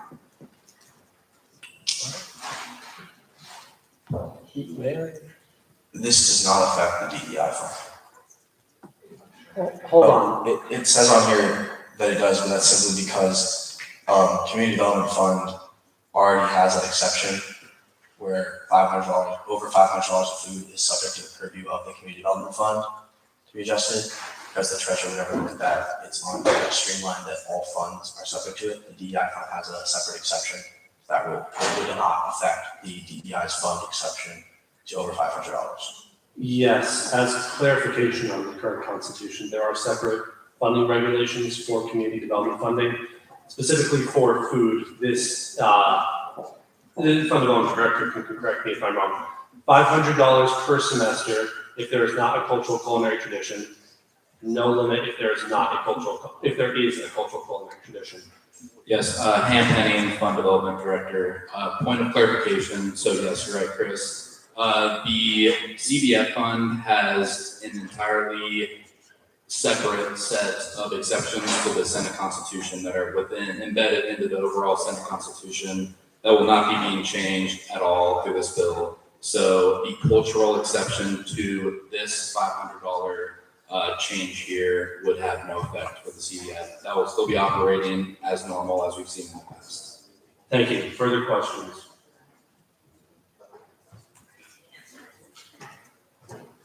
Mia Keene, Community Affairs, Student Veterans of America representative.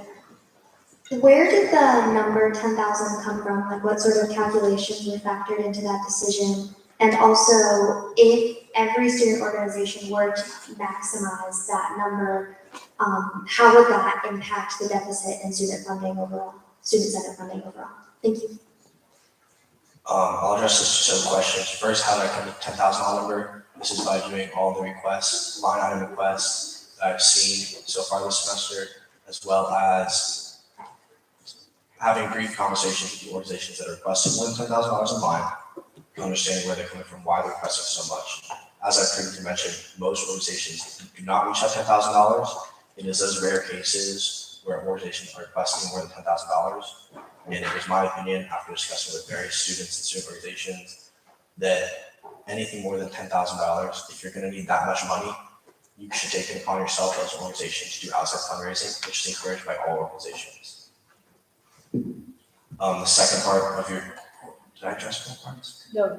The second part of your question, what was it, one more time? Somebody got. How did the fact that deficit if every organization? Maximize correct. 300,000. In terms of impact deficit, just because we're allowing organizations to request more than $10,000 doesn't mean they will be approved for that amount of money. Again, most organizations never reach that amount. Currently, there is no limit. Any organization can request $1 million, technically. I mean, there's no limits. Having limits in place would be a good thing. You see organizations requesting over $10,000 in line, and they're requesting another $5,000 from Wealth Connect, or another $4,000 from CDF.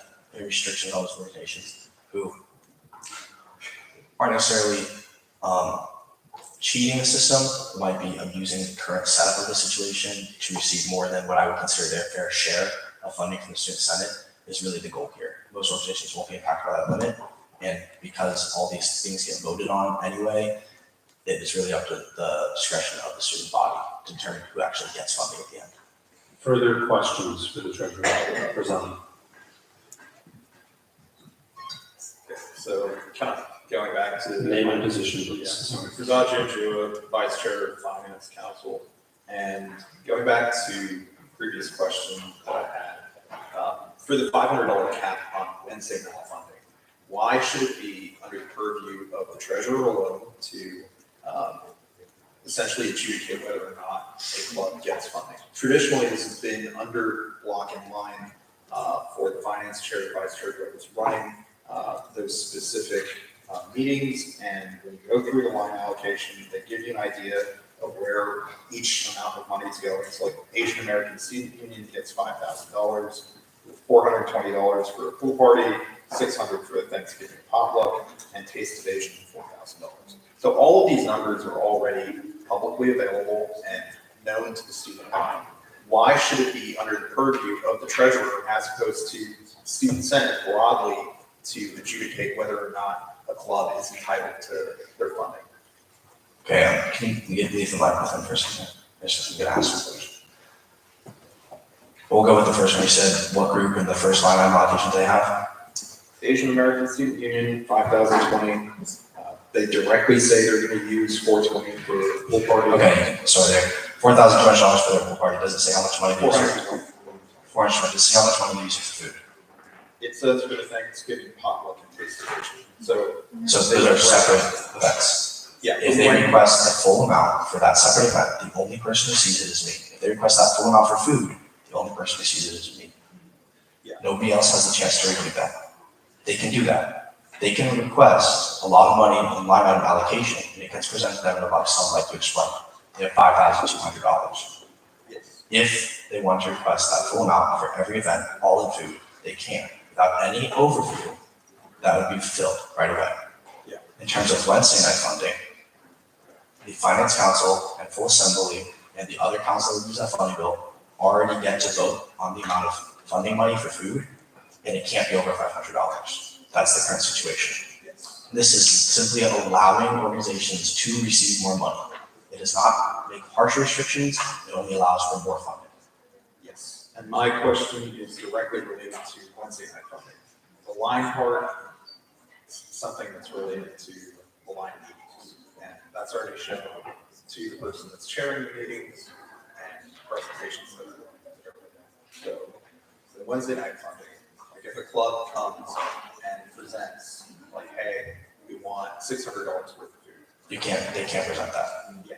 Because it's over $500. But it would be at your discretion whether or not. Currently, they can't present it. The current situation is if a bill is requesting over $500 on food, it is not constitutional and cannot be voted on. However, this bill would allow organizations to request more money, and as long as there's not an egregious overuse of funds, it will be sent to the Finance Council to vote on. Then the Finance Council can choose whether that amount of money is appropriate. This is turned into a discussion between the Vice Chair for the Finance Council and the Treasurer. We'll move on to further questions for the Treasurer. I see one from Manisha, Vice Chair for Community Affairs. Can I motion to vote? Second. Motion to vote, second. Is there an objection to ending discussion on this bill? Hearing none, we will proceed to vote on Bill 2025-11. Thank you. Hold on. Round of applause for the presentation.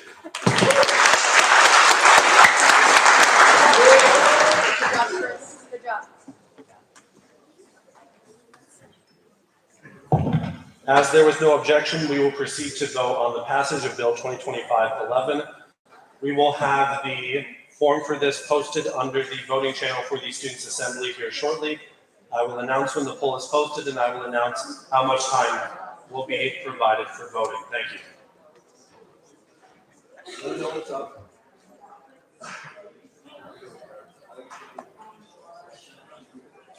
I think we're good. The travel funding, I don't think would be controversial because it's expanded. I'll take a look at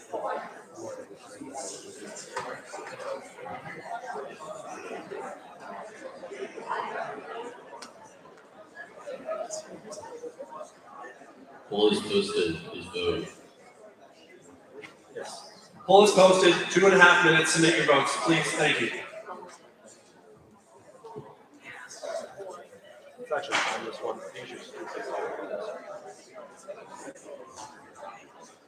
I made the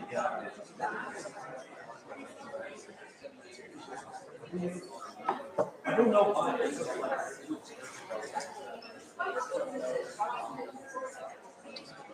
So, hold on.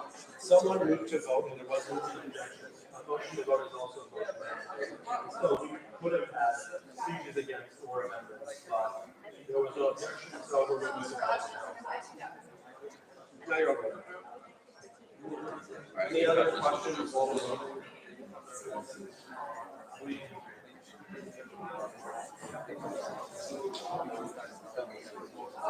Most of the votes we have. It's only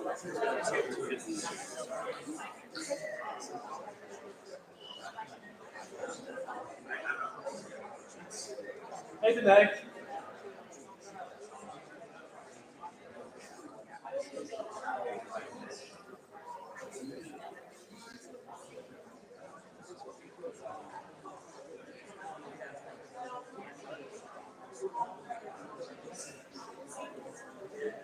For withdrawal of the motion, if unanimous consent is not agreed to, it becomes a motion that requires some motion.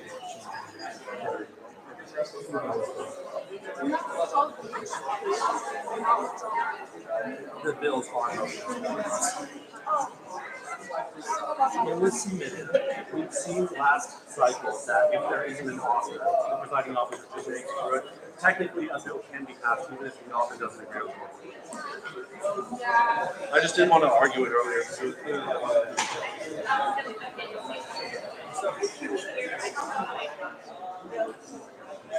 at least I think about I would still like it.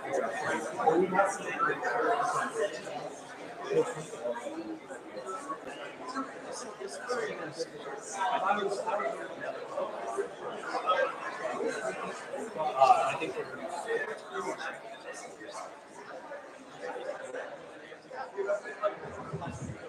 the poll will be closing shortly. If you have not already, please cast your vote. Hey, that's really good. Really good participation.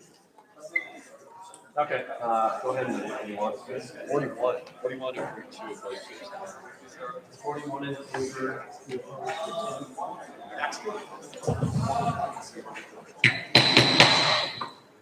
Thank you. Voting on the passage of Bill 2025-11 has now closed. In favor, 41. In favor, 41. Opposed, 2. Abstaining, 2. Accordingly, Bill 2025-11 is passed.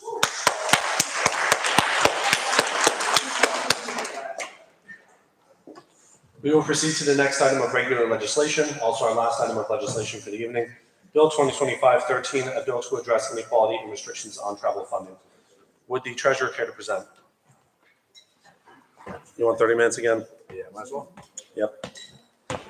The presentation and question time will be 30 minutes. Long time no see. Do you have it or do you want me? I think that's it. Yep. Yeah, the first try. Go ahead. Glad to be back, guys. Quiet in the audience, please. Go ahead.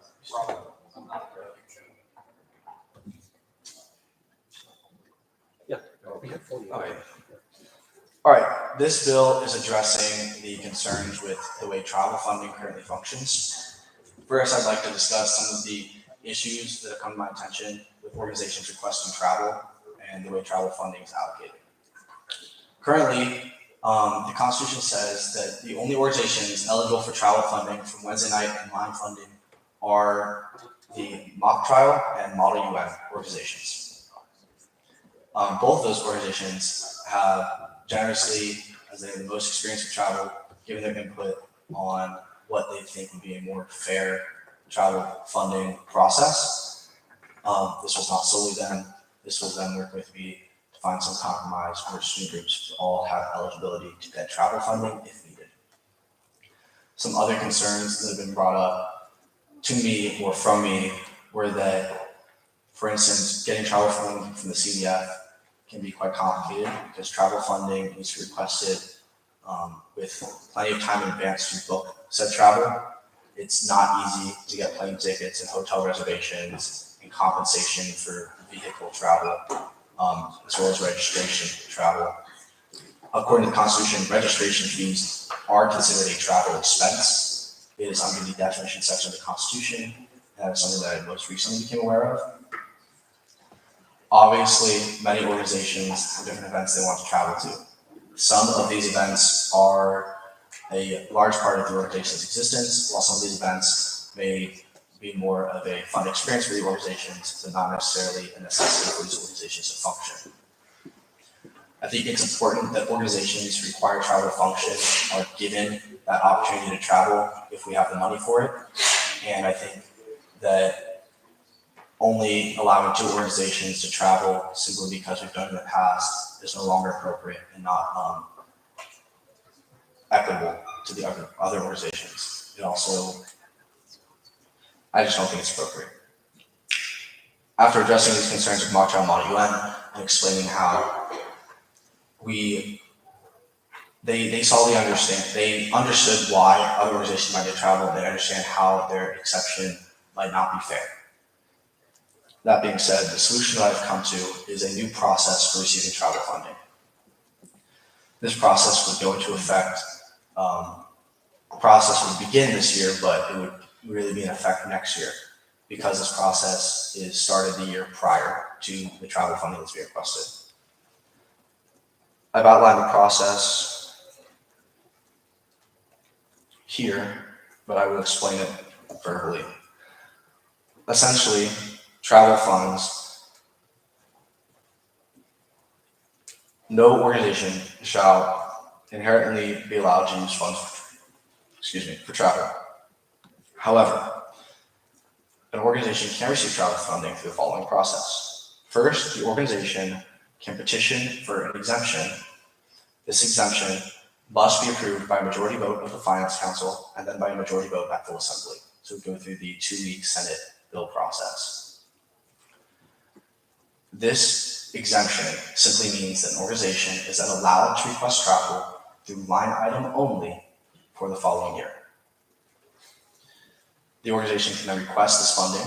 If that travel funding is approved and they are exempted, that following year they'll be able to use their line item funds that are requested for travel on travel for that year. The exemption will only last a year, meaning that every year, if an organization wants to use funds for travel for the following year, they will need to petition for an exemption again. The idea was to make sure all organizations have the equal opportunity to request a exemption for using funds for travel.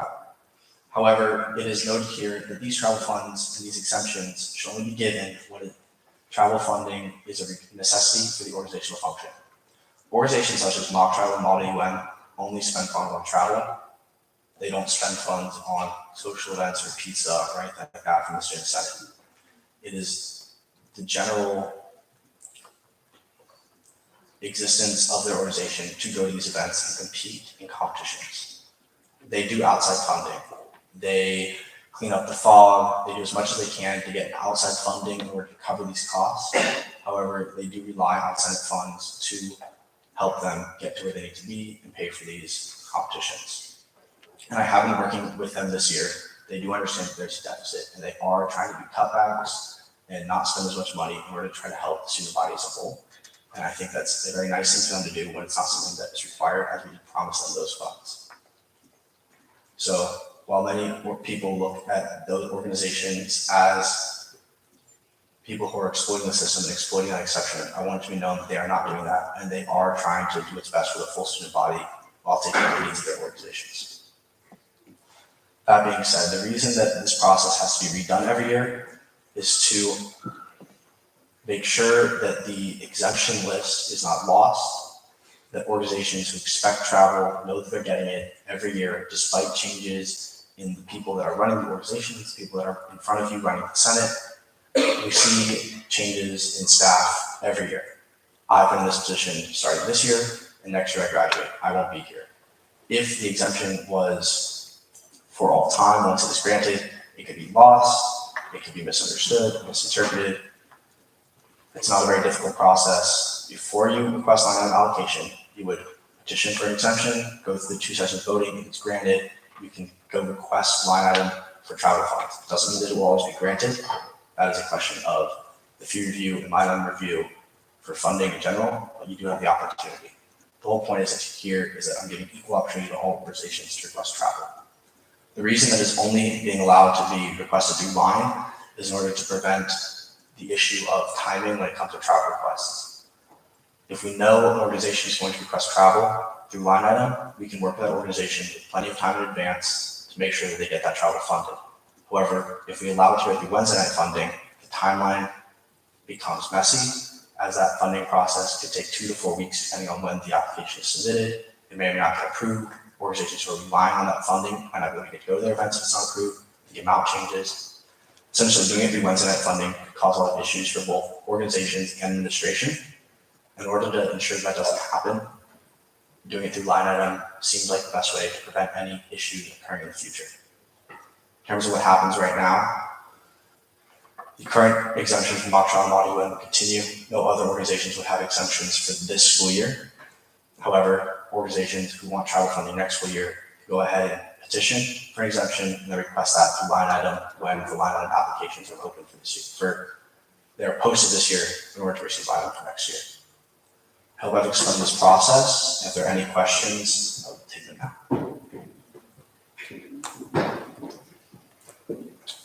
I see a question here.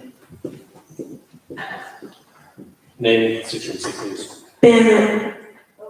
So sorry. Band Music and Company, student at large? Okay. So my question is, what is going to be required in that exemption petition? So what will a student be required to present when it comes to both of these meetings that will happen on the 1st and 2nd? Excellent question. That's very much up to the organization.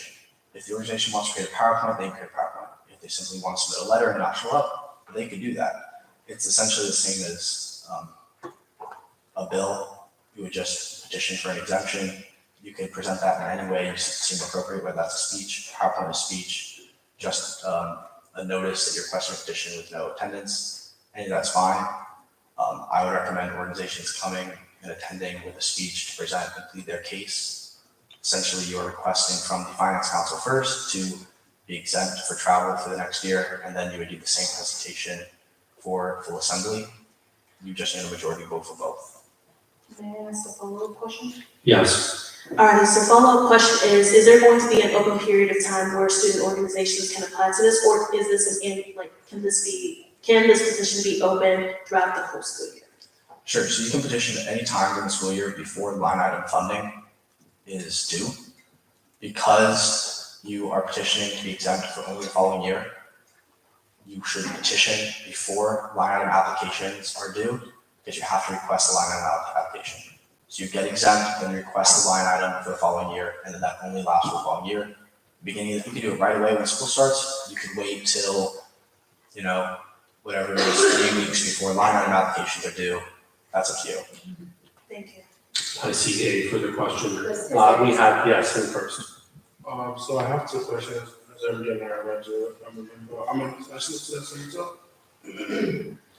so my first question is, you said Kingdom of Travel and Waterloo and kind of like the point of the organization is to travel for events, is kind of why they have the exemption.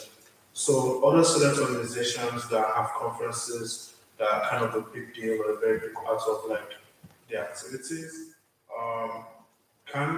do you think that is justifiable to like qualify for exemption in this case? Or better phrase the question, what qualifications are you guys looking out for in order for you to be able to like request these exceptions?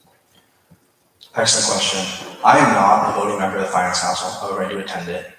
So this would purely be my opinion. When I would think of an organization that requires travel, I generally think of an organization whose main purpose is competing competing essentially anywhere where they need to travel from campus to go there into their competition and represent the school. It is up to the organization to plead their case. You can plead a case for anything. Essentially, if you're I'll just make something up. The Jewish Business Club, which doesn't request travel funding, they are an organization who generally does everything on campus and isn't required to travel.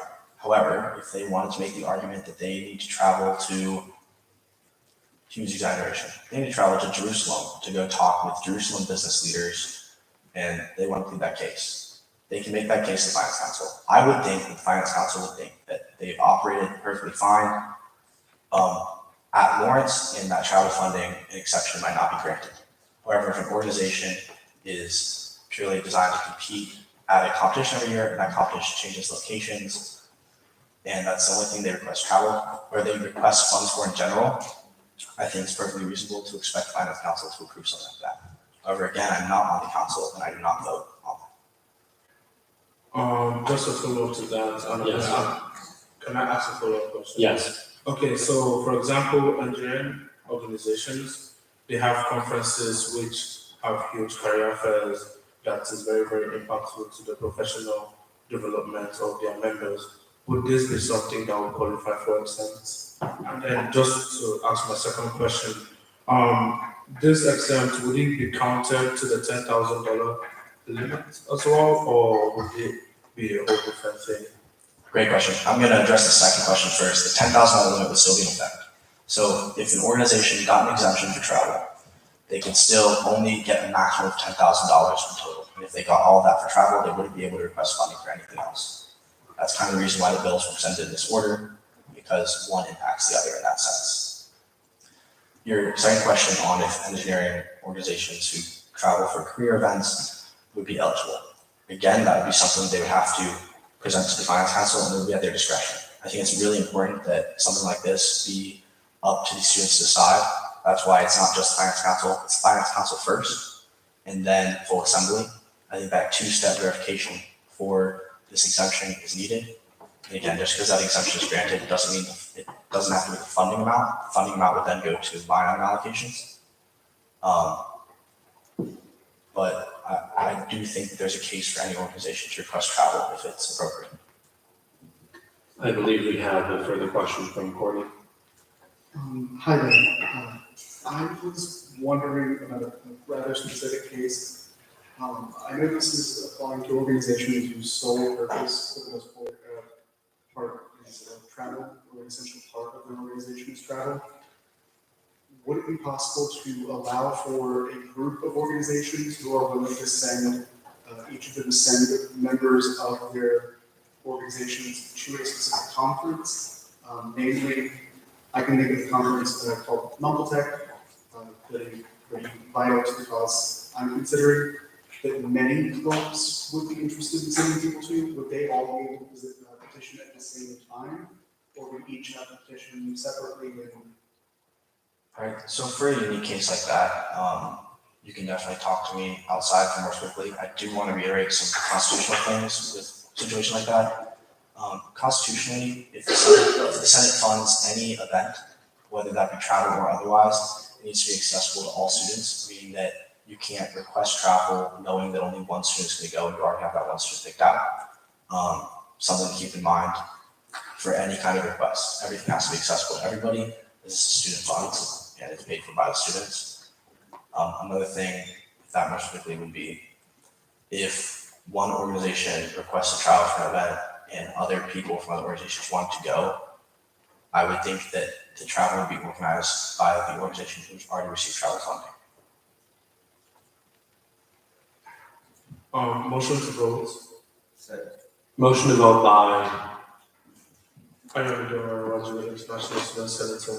thank you. Is there a second on the motion to vote? I'm seeing a second from the BSU Community Center, also from the Graduate Student Body President.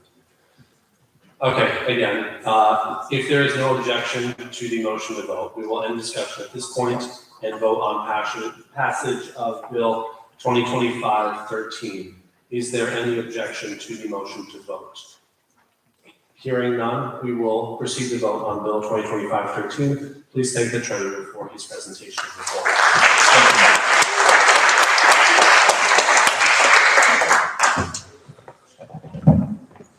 We will have the poll for passage of this bill posted shortly.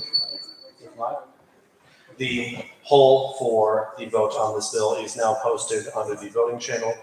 Please take care to fill out the poll. This will be a 2.5-minute vote. I got another and Megan just Oh, yeah. It'd be a really weird time to sign. So. Wait, what? No, let's do it at the next assembly. You want to motion for it? Let's see.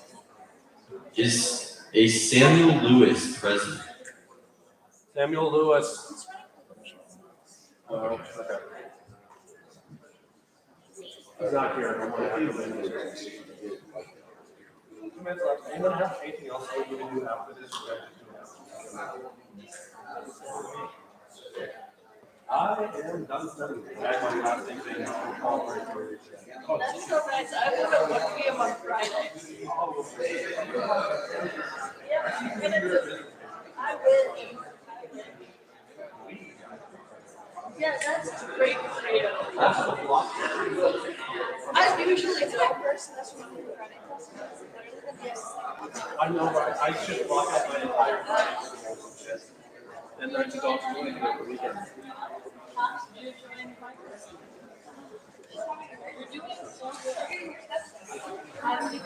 Everything good?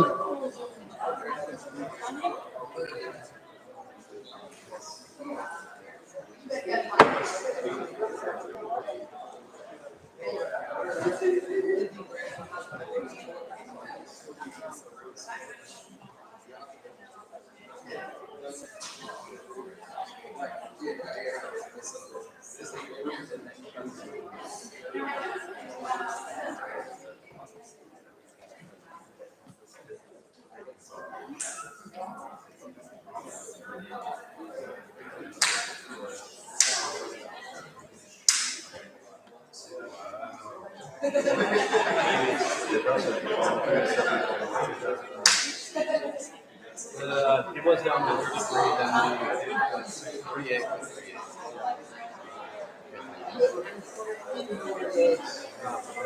It wasn't quite 3 seconds. Sorry, what was it?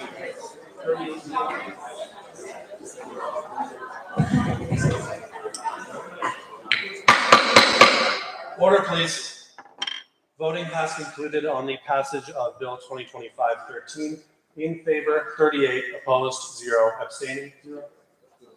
Accordingly, Bill 2025-13 is passed unanimously.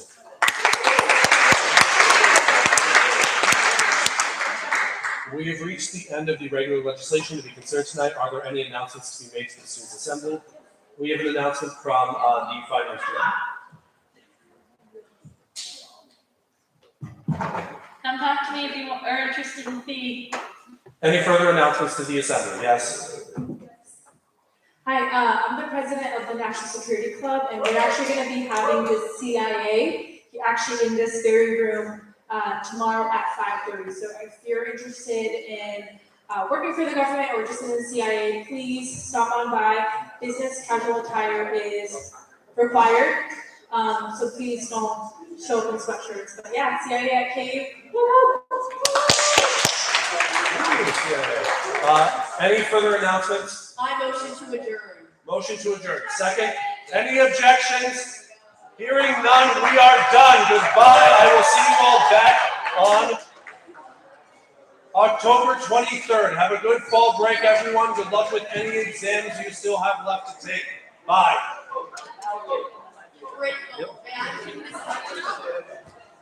Where? We have to return to the building management. Yeah, we'll see. Yes. Just hit end stream. Yeah, just hit end stream. Yes. And straight. I'm logged into the Senate.